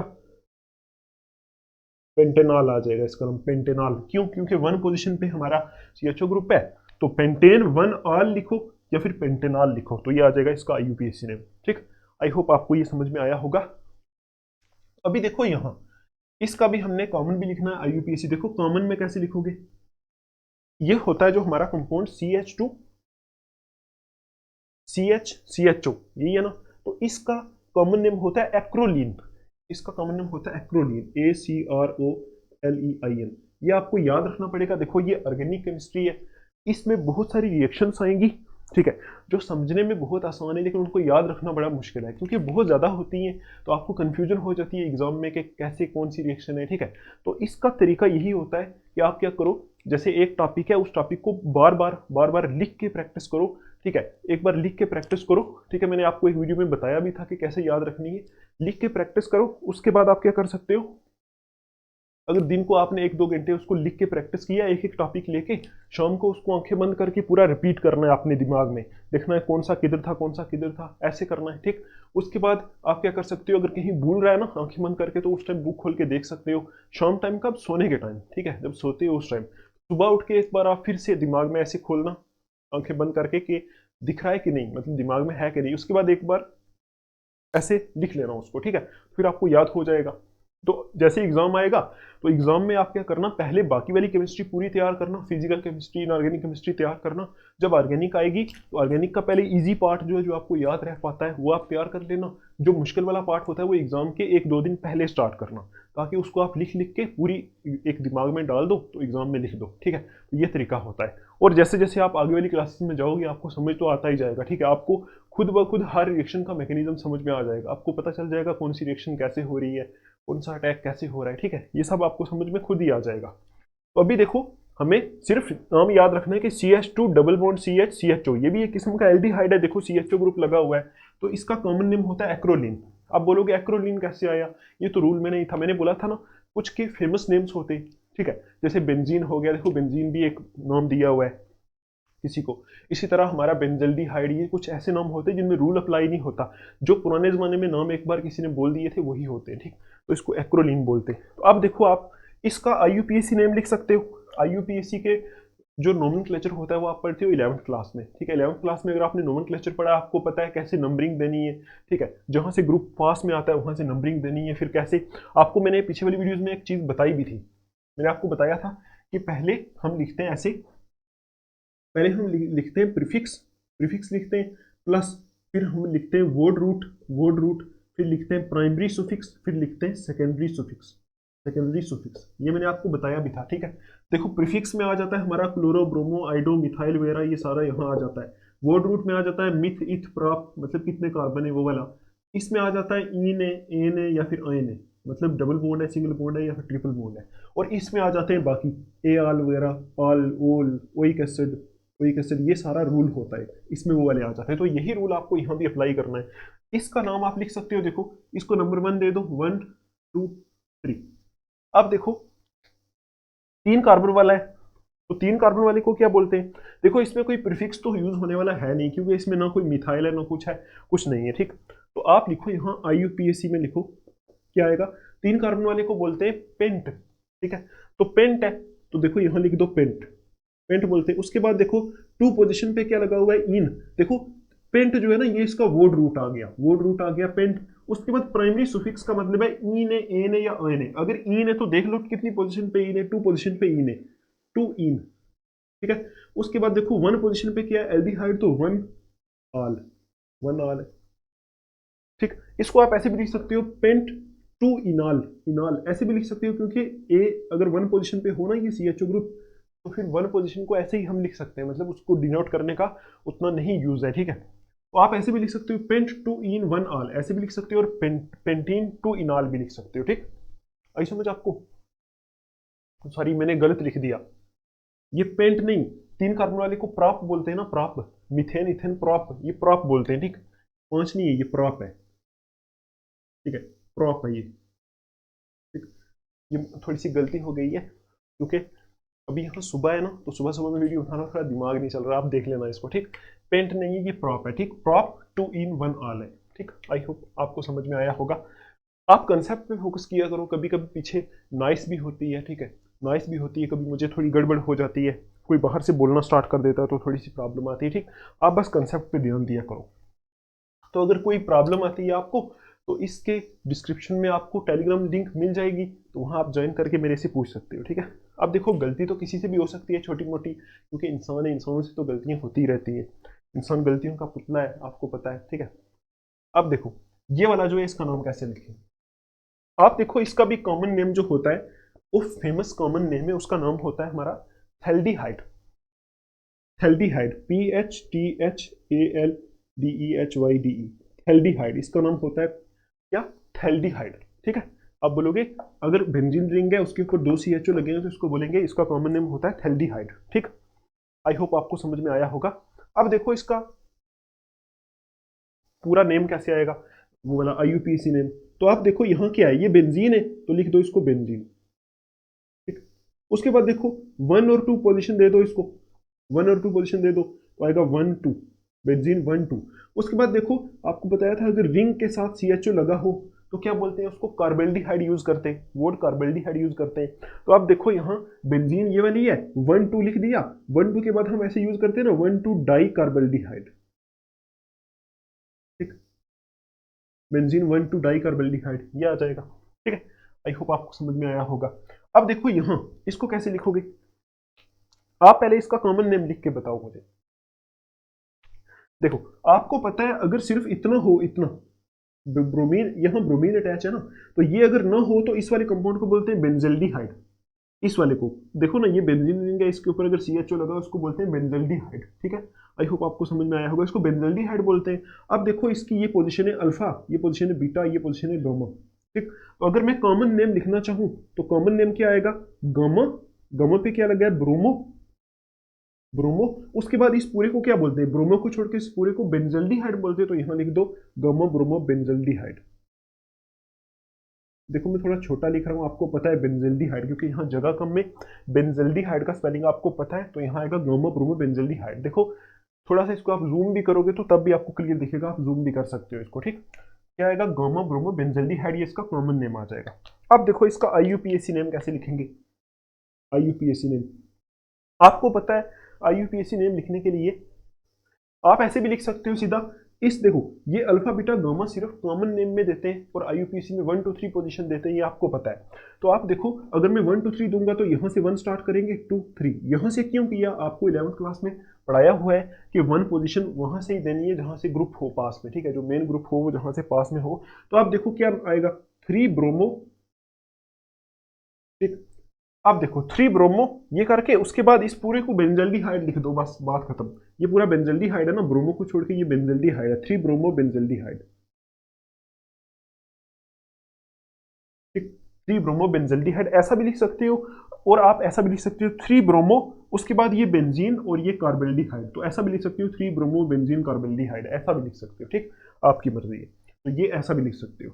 अच्छा, अब देखो ये वाला जो यहां तक हमारे आई थिंक ये एल्डिहाइड वाले थे सारे, अभी ये कीटोन वाला है। देखो इसमें ग्रुप कीटोन लगा हुआ है, यहां देखो CO ग्रुप है। ठीक, CO ग्रुप है, तो आप इसको कैसे नाम दोगे, इसको आप एक काम कर सकते हो, ये जो लिखा ना आप इसको पहले लिखो, इसको थोड़ा सिंपल करके लिखो ऐसे, यहां से C को O को हटाओ।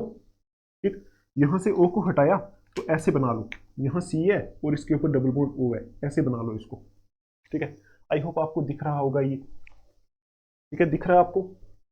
अच्छा, अब देखो, अब देखो इसका ये एल्डिहाइड, ये हमारा कौन सा है, अब देखो C डबल बॉन्ड O वाला ग्रुप लग गया इसमें, तो ये कीटोन है, यहाँ बीच में बॉन्ड्स होती हैं आपको पता है। ठीक, तो कीटोन है ये, तो पहले कॉमन नेम लिखो, मैंने आपको बताया था कॉमन नेम जब कीटोन का लिखते हैं ना तो दोनों ग्रुप डिनोट करते हैं, ये वाले और ये वाले दोनों। तो आप देखो इस तरफ मिथाइल ग्रुप लगा है, इस तरफ प्रोपाइल, मिथाइल इथाइल प्रोपाइल, देखो 1 2 3 कार्बन वाला है तो इसको प्रोपेन बोलते हैं, तो ये प्रोपाइल ग्रुप है, इस तरफ मिथाइल ग्रुप है। तो आपको पता है इन दोनों में एक तो मिथाइल है एक प्रोपाइल है, तो पहले कौन सा लिखेंगे, देखो जो अल्फाबेटिकल ऑर्डर में पहले आता है ना, जैसे MNOP, M पहले आता है P बाद में आता है, तो पहले हम लिखेंगे मिथाइल फिर लिखेंगे प्रोपाइल। ठीक, ठीक है, मिथाइल प्रोपाइल। तो आप देखो ये जो प्रोपाइल ग्रुप होता है ना, इस प्रोपाइल ग्रुप को N प्रोपाइल बोलते हैं, ये सिंपल प्रोपाइल है, आपको पता है ना। जैसे ये CH3 हो गया, CH2 CH3, इसको बोलते हैं N प्रोपेन, N प्रोपेन मतलब नॉर्मल प्रोपेन। तो आप ऐसा लिख सकते हो इसका नाम, ये क्या है, मिथाइल, ये कॉमन नेम है मिथाइल, उसके बाद N प्रोपाइल। ठीक है, मिथाइल N प्रोपाइल, और है क्या पूरा कीटोन, तो ये आ जाएगा इसका नाम मिथाइल N प्रोपाइल कीटोन, ऐसे इसका नाम आ जाएगा, ये कॉमन नेम है। और दूसरा नाम जो होता है IUPAC, तो आप लिख ही लोगे। ठीक, IUPAC में आपको पता है क्या करते हैं, नंबरिंग देते हैं, नंबरिंग वहां से देते हैं, यहाँ से जहां से ये कार्बन कीटोन वाला पास में आए, तो यहाँ से देखो, यहाँ से देंगे तो 1 2 3 4, यहाँ से 2 पोजीशन पे आ रहा है, तो मतलब यहाँ से पास में आ रहा है। तो आप देखो कैसे करोगे, 5 कार्बन है। ठीक है, 5 कार्बन है, 5 कार्बन के लिए आपको पता है क्या लिखते हैं, methane ethane propane butane pentane, तो 5 कार्बन के लिए हम लिखते हैं पेंट। ठीक है, तो अब देखो 5 कार्बन के लिए पेंट लिखेंगे, पेंट। ठीक है, उसके बाद देखो इसमें कोई प्रीफिक्स यूज करने वाला नहीं है, मतलब कोई क्लोरो ब्रोमो मिथाइल कुछ नहीं है, तो सीधा वर्ड रूट हम यूज कर देंगे, ये पेंट। उसके बाद क्या आएगा, प्राइमरी सुफिक्स, प्राइमरी सुफिक्स का मतलब होता है एन है, ईन है या आयन है। अब देखो इसमें कोई डबल बॉन्ड नहीं है, तो इसका मतलब ये एन है, तो पेंटेन आएगा। इन ई हटा देंगे, पेंटेन का ई यहाँ हटा देते हैं। ठीक है, पेंटेन, उसके बाद टू पोजीशन पे देखो क्या है, ये हो गया हमारा एन लिख दिया ना हमने। अब ये सेकेंडरी सुफिक्स लिखना है, तो उसमें देखो एल्डिहाइड के लिए ऑल यूज होता है और कीटोन के लिए क्या यूज होता है, ओन। ओन, तो अब देखो पेंटेन, अब टू पोजीशन पे यहाँ कीटोनिक ग्रुप है तो पेंटेन टू ओन आ जाएगा, two one, pentan two one इसका आईयूपीएसी नेम आ जाएगा। आई होप आपको समझ में आया होगा। ठीक, अभी देखो ये वाला, इसको कैसे करेंगे सॉल्व।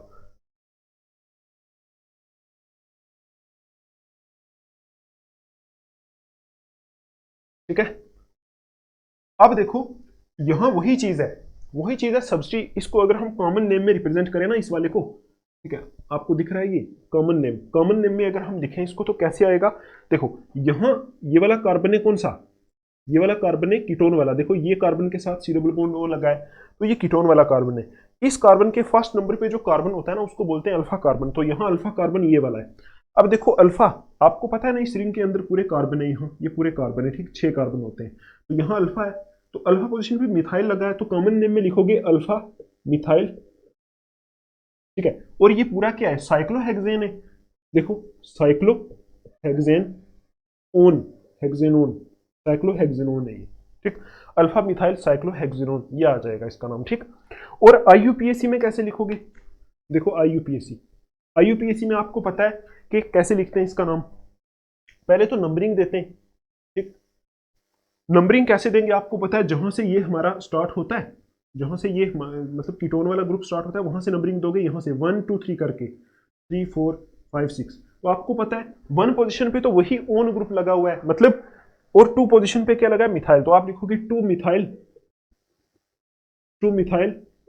ठीक है, और उसके बाद वही देखो टू मिथाइल हो गया, उसके बाद ये पूरा साइक्लोहेक्सेनोन ही है, साइक्लोहेक्सेन है और ये एक पोजीशन पे ओन है, तो साइक्लोहेक्सेनोन लिखेंगे इसको, टू मिथाइल साइक्लोहेक्सेनोन, साइक्लोहेक्सेनोन। ठीक है, तो ये आ जाएगा इसका आईयूपीएसी नेम। ठीक, आई होप आपको समझ में आ रहा होगा। ठीक, अच्छा, अब देखो ये वाला, ये वाला, ठीक है, ये ब्लैक से जो लिखा हुआ है इसका नाम लिखते हैं, इसका आपको कॉमन नेम भी लिखना है और इसका आपको दूसरा आईयूपीएसी नेम, दोनों नेम लिखने हैं। ठीक, ये देखो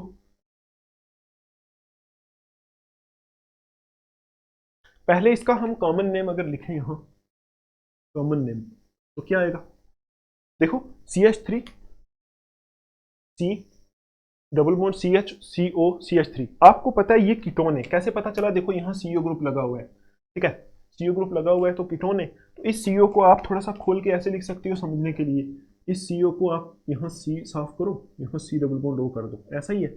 अब देखो अब तो आप आराम से कर सकते हो, यहाँ बीच में बॉन्ड्स लगी हैं। ठीक, तो इसका जो देखो मैं आपको बताता हूँ, इसका आप बुक पे, वो हमारी जो आपकी नोटबुक होती है उसके ऊपर लिख के प्रैक्टिस करना, इसका कॉमन नेम होता है मेसिटाइल ऑक्साइड,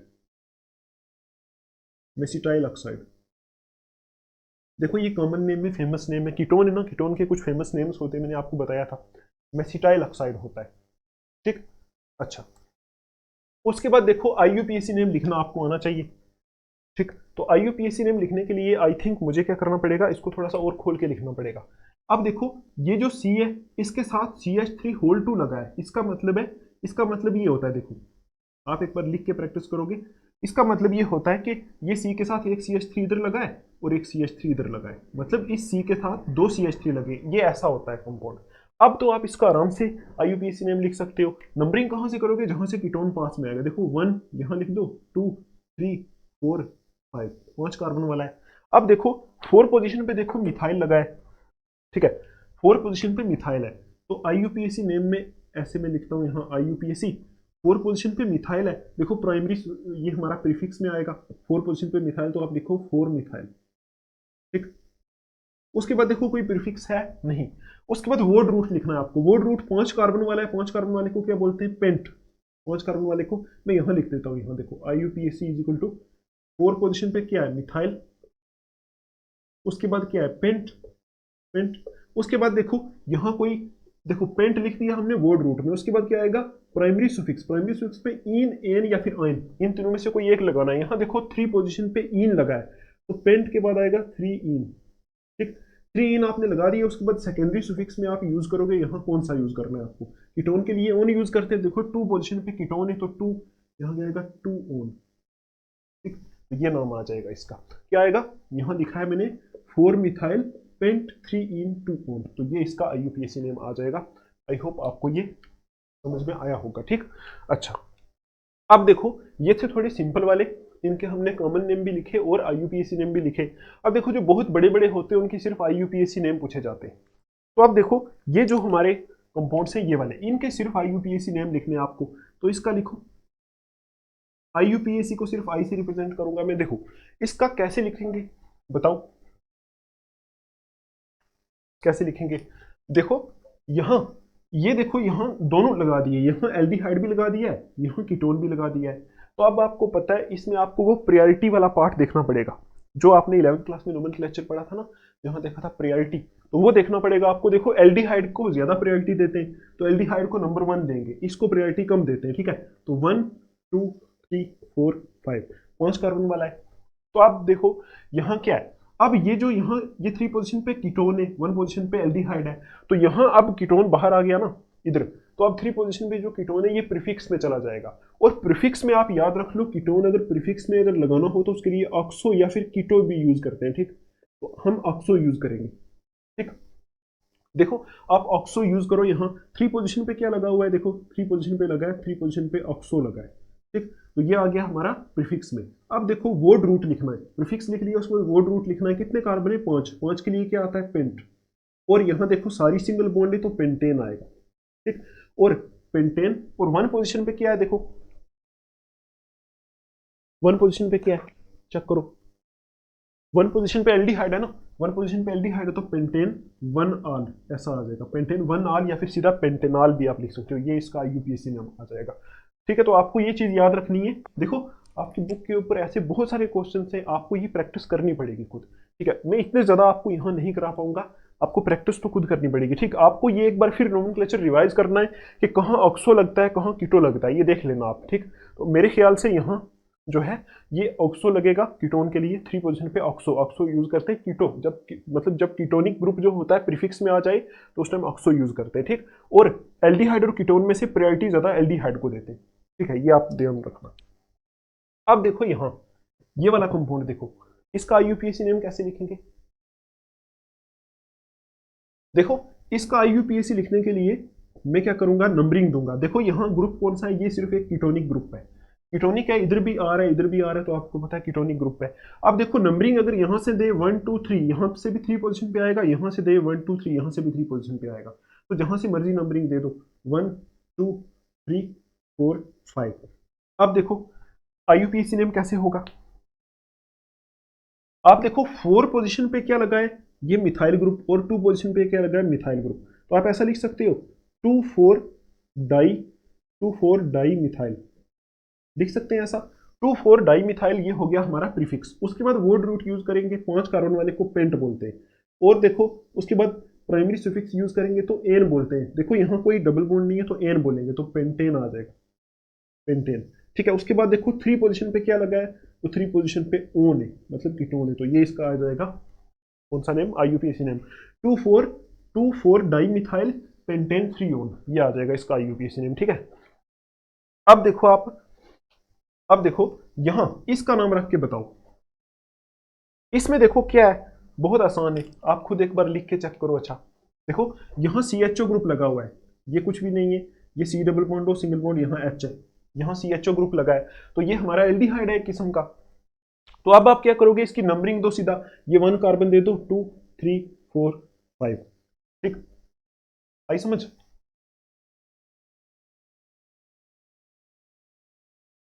ठीक है, देखो 1 2 3 4 5 दे दिया, तो अब क्या करोगे, IUPAC नेम लिखो। देखो कोई प्रीफिक्स है इसमें, कोई प्रीफिक्स नहीं है।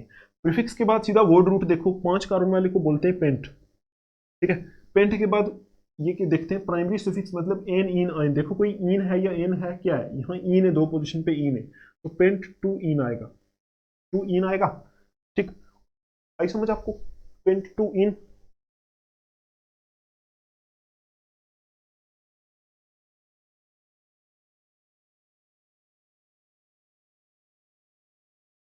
देखो कभी कभी बुक पे जो है ना इन की जगह ई एन भी सिर्फ लिखा हुआ आपको मिल सकता है, ठीक। तो आप जब बहुत सारे क्वेश्चंस प्रैक्टिस करोगे तो आपको ये पता चल जाएगा, ठीक है। बहुत सारे क्वेश्चन प्रैक्टिस करने के बाद पता तो चल जाता है, ठीक।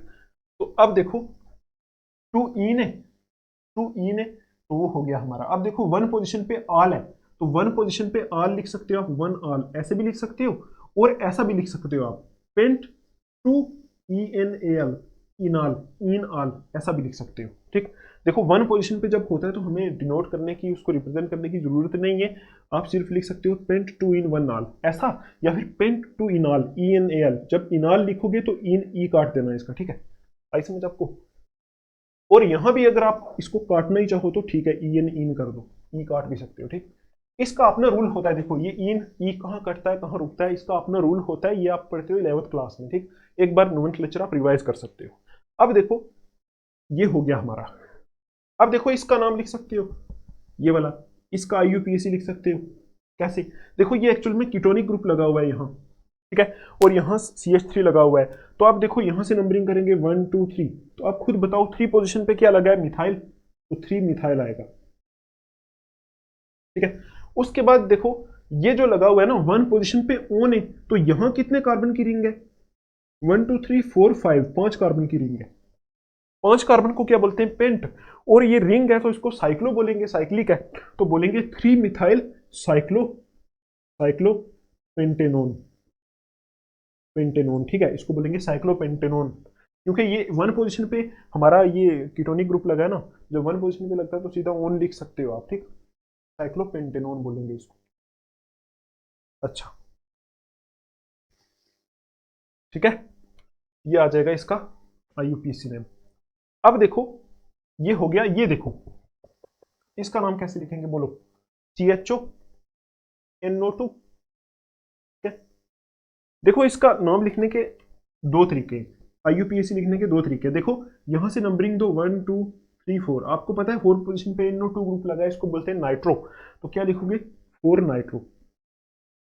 देखो 4 नाइट्रो, और इसको छोड़ के ये पूरा बेंजेल्डिहाइड है, तो आप ऐसा भी लिख सकते हो 4 नाइट्रो बेंजेल्डिहाइड, ठीक।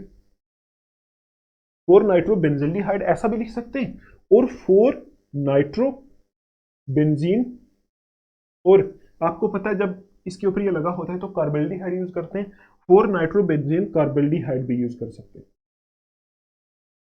ठीक। ये भी यूज कर सकते हैं इसके लिए, ठीक।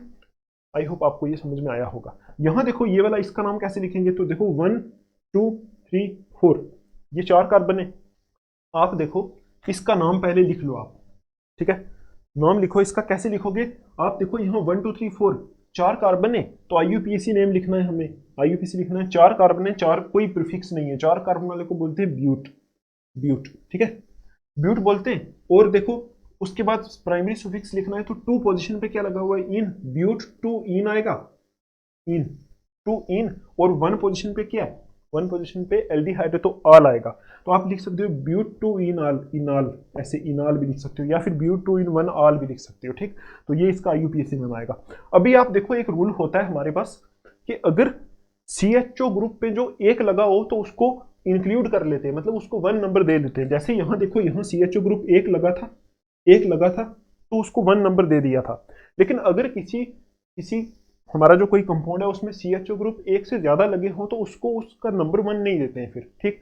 जैसे देखो ये जो कंपाउंड है और दो ऐसे, देखो जैसे मैं आपको बताऊं CH2 CH2 CHO इधर भी लगा है और CHO इधर भी लगा है, ऐसा हो अगर, तो इसमें हम क्या करते हैं, जो CHO होता है ना, CHO ग्रुप ये वाला, इसको हम चेन में इंक्लूड नहीं करते, ठीक।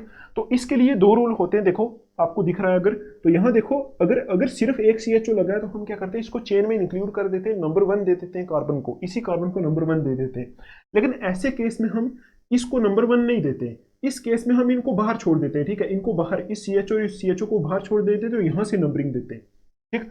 और इस केस में एक और भी चीज होती है, अगर इसका हम IUPAC नेम लिखेंगे तो आप देखो 1 और 2 इन्हीं 2 कार्बन को नंबर देंगे, ठीक है, इन्हीं 2 कार्बन को नंबर देंगे, तो 1 और 2 2 कार्बन वाला क्या होता है, इथेन, तो आप लिखोगे इथेन, ठीक है, इथेन। उसके बाद 1 और 2 पोजीशन दोनों पे क्या लगा हुआ है, 1 और 2 पोजीशन दोनों पे, ऐसे केसेस में ऐसे लिखोगे 1 2 डाई और यहाँ कार्बल्डिहाइड लगा दोगे।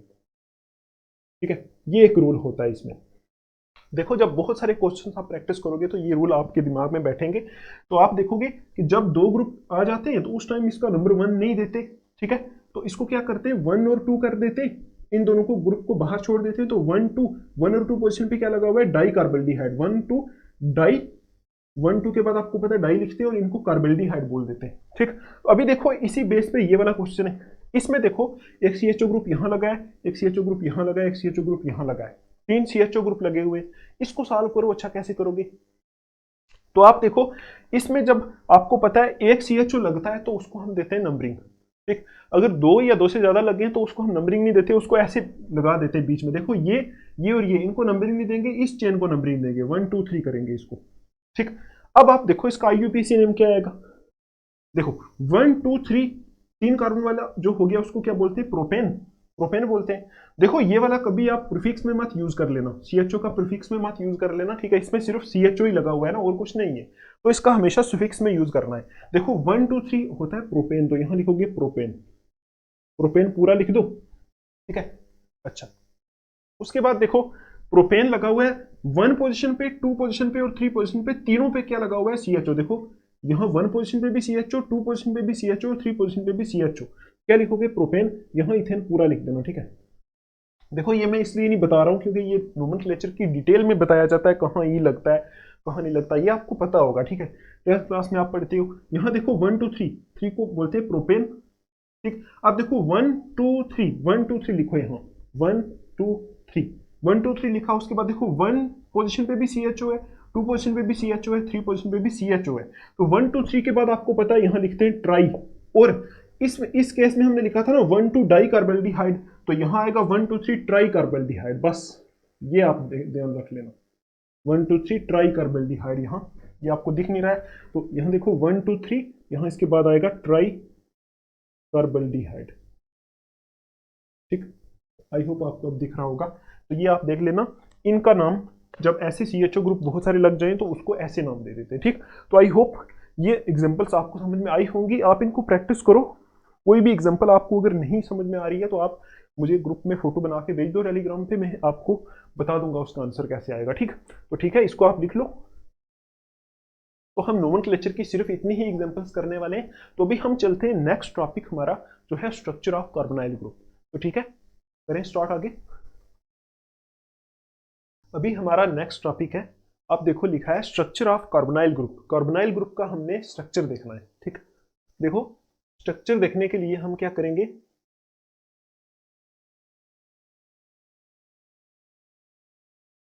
देखो स्ट्रक्चर देखने के लिए आपको पता है इसका स्ट्रक्चर कैसा होता है। हम हाइब्रिडाइजेशन वगैरह इसकी चेक करेंगे तो बिल्कुल सिंपल होगा। देखो C डबल बॉन्ड O और ऐसे ये ग्रुप होता है, इसको बोलते हैं कार्बोनाइल ग्रुप। ठीक है, तो आप देखो यहाँ कि यहाँ क्या क्या सिस्टम है, कौन सी बॉन्ड कैसे बनी है, इसकी क्या हाइब्रिडाइजेशन है, ये चेक करना है सिर्फ। और नेचर भी देखना है कि कहाँ प्लस चार्ज आएगा कहाँ माइनस चार्ज आएगा। ठीक है, तो देखो बिल्कुल सिंपल है। आपको अगर थोड़ी सी भी केमिस्ट्री की समझ आती है तो आप क्या कर सकते हो, इसको आराम से समझ सकते हो। देखो आप मुझे बताओ यहाँ कार्बन की हाइब्रिडाइजेशन क्या है। एक चीज है, यहाँ ऑक्सीजन के ऊपर होंगे 2 लोन पेयर, एक लोन पेयर ये, एक लोन पेयर ये वाला। ठीक, ये 2 लोन पेयर होते हैं। तो आप देखो यहाँ कार्बन की हाइब्रिडाइजेशन कितनी है। हाइब्रिडाइजेशन चेक करने के लिए हम सिग्मा बॉन्ड और लोन पेयर काउंट करते हैं।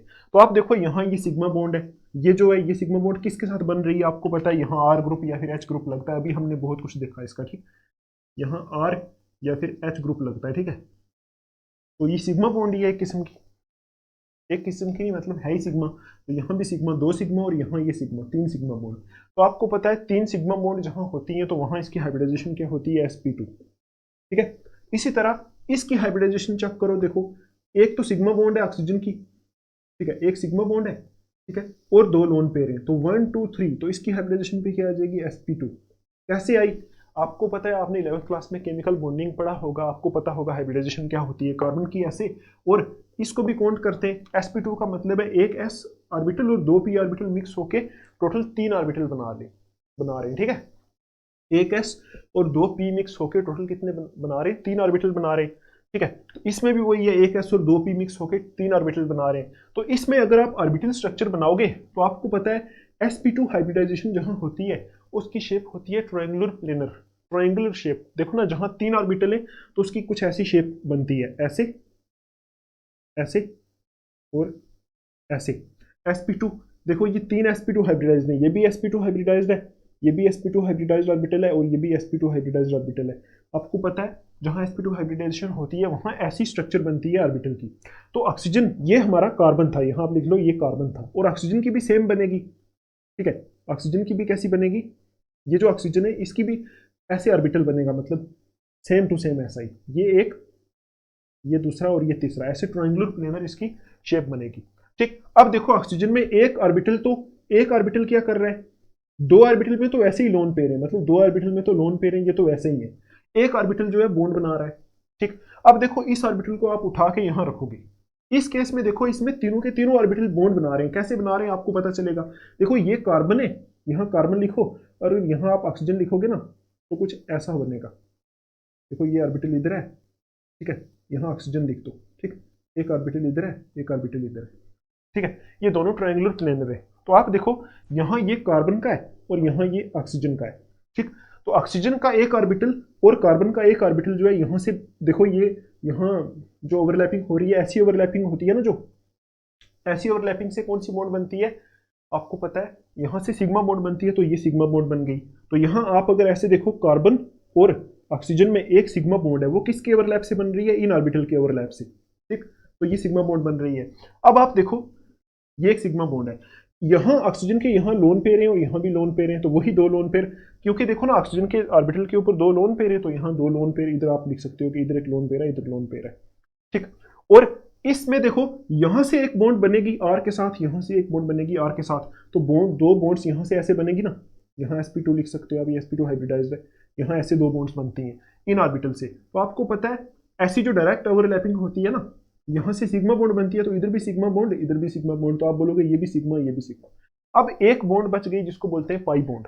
तो आपको पता है पाई बॉन्ड बनती है साइड वाइज ओवरलैपिंग से। तो आपको पता है ये हमारे sp2, ये sp2 हाइब्रिडाइजेशन हुई ना, sp2 हाइब्रिडाइजेशन, और कार्बन के अंदर टोटल ऑर्बिटल कितने होते, s होता है और p3 होते हैं, ठीक, ऐसे होते हैं। कार्बन और ऑक्सीजन दोनों के अंदर ऐसे ऑर्बिटल होते हैं, एक s होता है और 3 p होते हैं। तो यहां से हाइब्रिडाइजेशन में sp2 हुआ है, तो एक p ऑर्बिटल बचा हुआ है, एक p ऑर्बिटल किसमें बचा हुआ है, कार्बन में, और एक p ऑर्बिटल किसमें बचा हुआ है, ऑक्सीजन में। दोनों में एक एक p ऑर्बिटल बचा है, और वो कैसा होगा, वो इनके परपेंडिकुलर होगा, ऐसे इनके परपेंडिकुलर, यहां से ये ऑर्बिटल।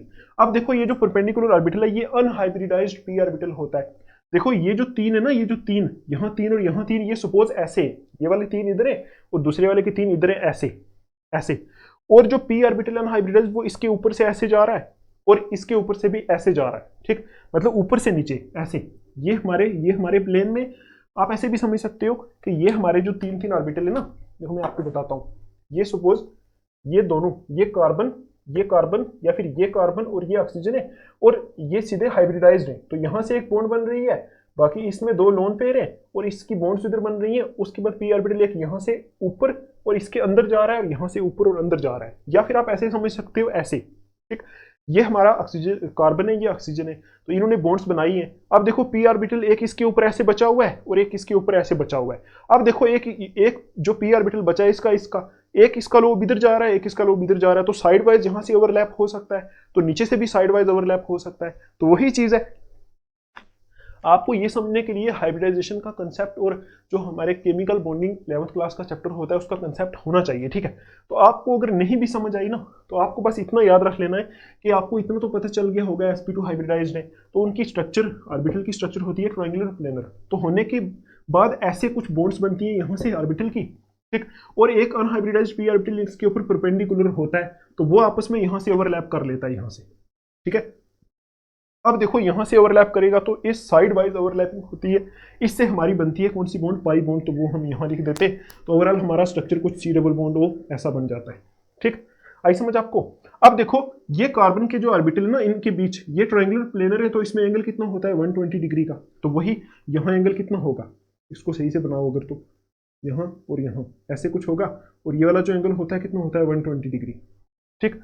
आई समझ आपको। तो ऑक्सीजन के ऊपर क्या होते हैं, 2 लोन पेयर, ये आपको दिखाना है, बस इतना ही करना है आपको। ये ऑर्बिटल स्ट्रक्चर ऐसी। अब देखो, आपको मैं ऑर्बिटल स्ट्रक्चर यहां भी दिखा सकता हूं। देखो ये वाली स्ट्रक्चर आप अगर चेक कर दो, देखो ऐसी ही है। कार्बन के ऊपर जो ऑर्बिटल है, जहां दो आर ग्रुप जुड़े हुए हैं, देखो आर ग्रुप जुड़े हुए हैं, ये तो ये वाले ऑर्बिटल है दोनों, मतलब जो हमने यहां डायग्राम में ड्रा किए थे इस तरफ, ठीक है। और बीच वाले में सिग्मा बॉन्ड बनी है, देखो। उसके बाद देखो, कार्बन का ऊपर है जो अनहाइब्रिडाइज्ड पी ऑर्बिटल और उसका अनहाइब्रिडाइज्ड पी ऑर्बिटल, उसमें एक एक इलेक्ट्रॉन है, वो साइड वाइज ओवरलैप होंगे, तो वहां से पाई बॉन्ड बनेगी। तो ओवरऑल देखो ऐसा भी आप बना सकते हो। इसी तरह ऑक्सीजन में देखो सेम टू सेम है, जैसे मैंने ऑर्बिटल बनाए थे वैसा ही है। तो ये स्ट्रक्चर भी आप समझ सकते हो। आई होप आपको ये अब समझ में आया होगा, ठीक है। तो अब इसकी हम थ्योरी लिख सकते हैं बहुत आसानी से। तो आपको पता है, यहां आप थ्योरी में अगर लिखो तो क्या लिखोगे, आपको पता है carbon atom of carbonyl group, carbonyl group क्या होता है, is sp2 hybridised, sp2 hybridised है, ठीक है। sp2 हाइब्रिडाइज्ड है कार्बन एटम।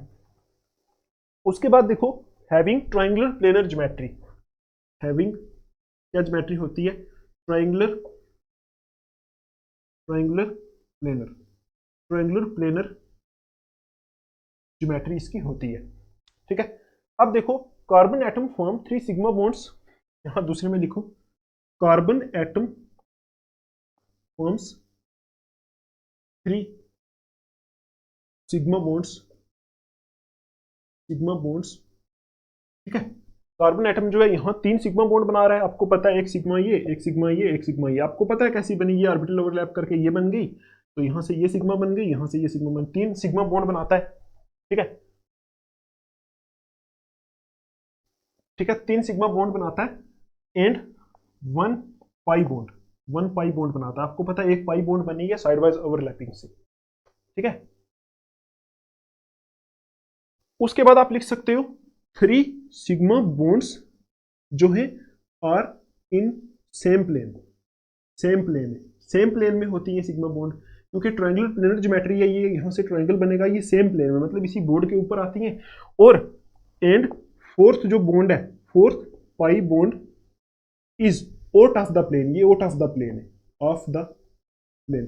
पाई बॉन्ड जो है वो आउट ऑफ द प्लेन है, क्यों, क्योंकि आपको पता है ये 3 बॉन्ड सिग्मा तो ऐसे बनी, पाई बॉन्ड वाला जो ऑर्बिटल है वो इसके परपेंडिकुलर है, मतलब यहाँ से ऊपर यहाँ से नीचे गया है। या फिर अगर आप इसको ऐसे रखोगे, ऐसे रखोगे, तो यहाँ से ऊपर यहाँ से नीचे, तो ये प्लेन है, ये वाला अगर प्लेन है तो वही आउट ऑफ प्लेन है फोर्थ ऑर्बिटल, जिसको बोलते हैं फोर्थ ऑर्बिटल जो है हमारा, उसने पाई बॉन्ड बनाई है, तो फोर्थ बॉन्ड जो है वो पाई है, और पाई बॉन्ड कैसी है, आउट ऑफ द प्लेन है, ठीक। अच्छा, और यहां आप ये भी लिख सकते हो pi bond out of the plane, और यहां लिख सकते हो फॉर्म्ड बाई, कैसे बनी है, by side wise overlapping, side wise overlapping of orbitals, orbitals की साइड वाइज ओवरलैपिंग से बनी है, ठीक।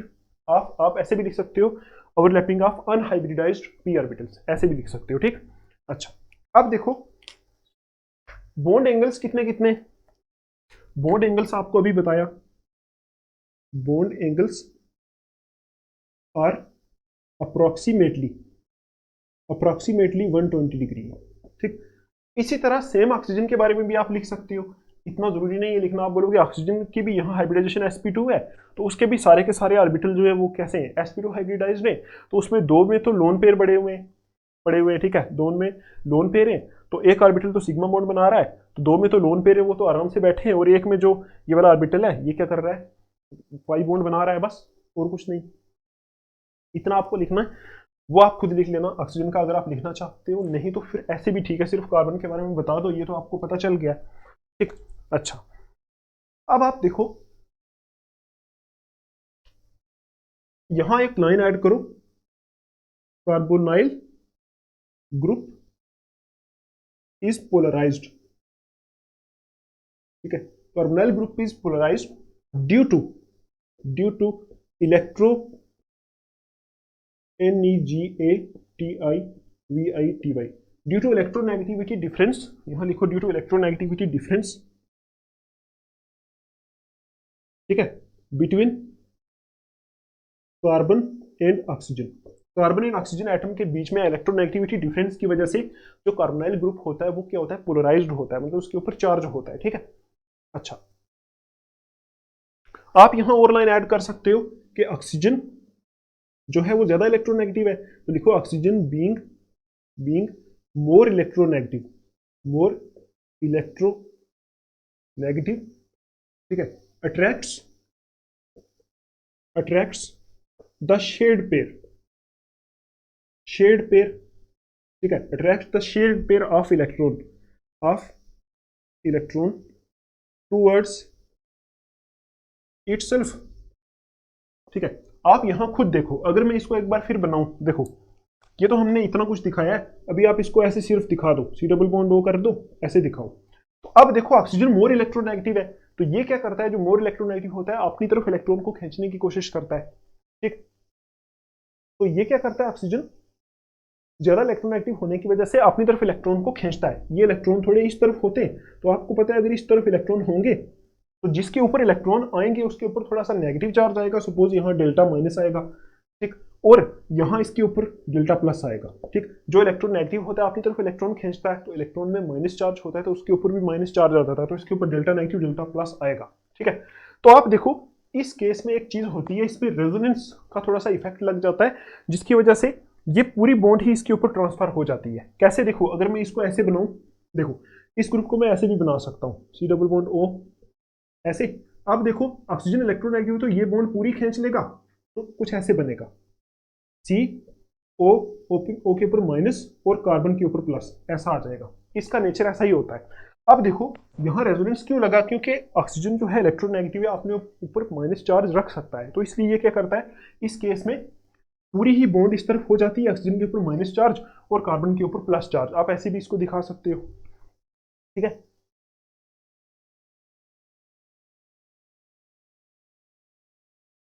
ठीक है, यहां मैंने लिखा है oxygen being more electronegative attracts the share pair of electron towards itself. Oxygen ज्यादा इलेक्ट्रोनेगेटिव होने की वजह से अपनी तरफ इलेक्ट्रॉन खींच लेता है, और यहां एक डाइपोल मूवमेंट क्रिएट हो जाती है। आप एक काम करो, इसके आगे आप लिख लो, यहां लिख लो making oxygen as nucleophilic centre, लिख लो ऑक्सीजन एज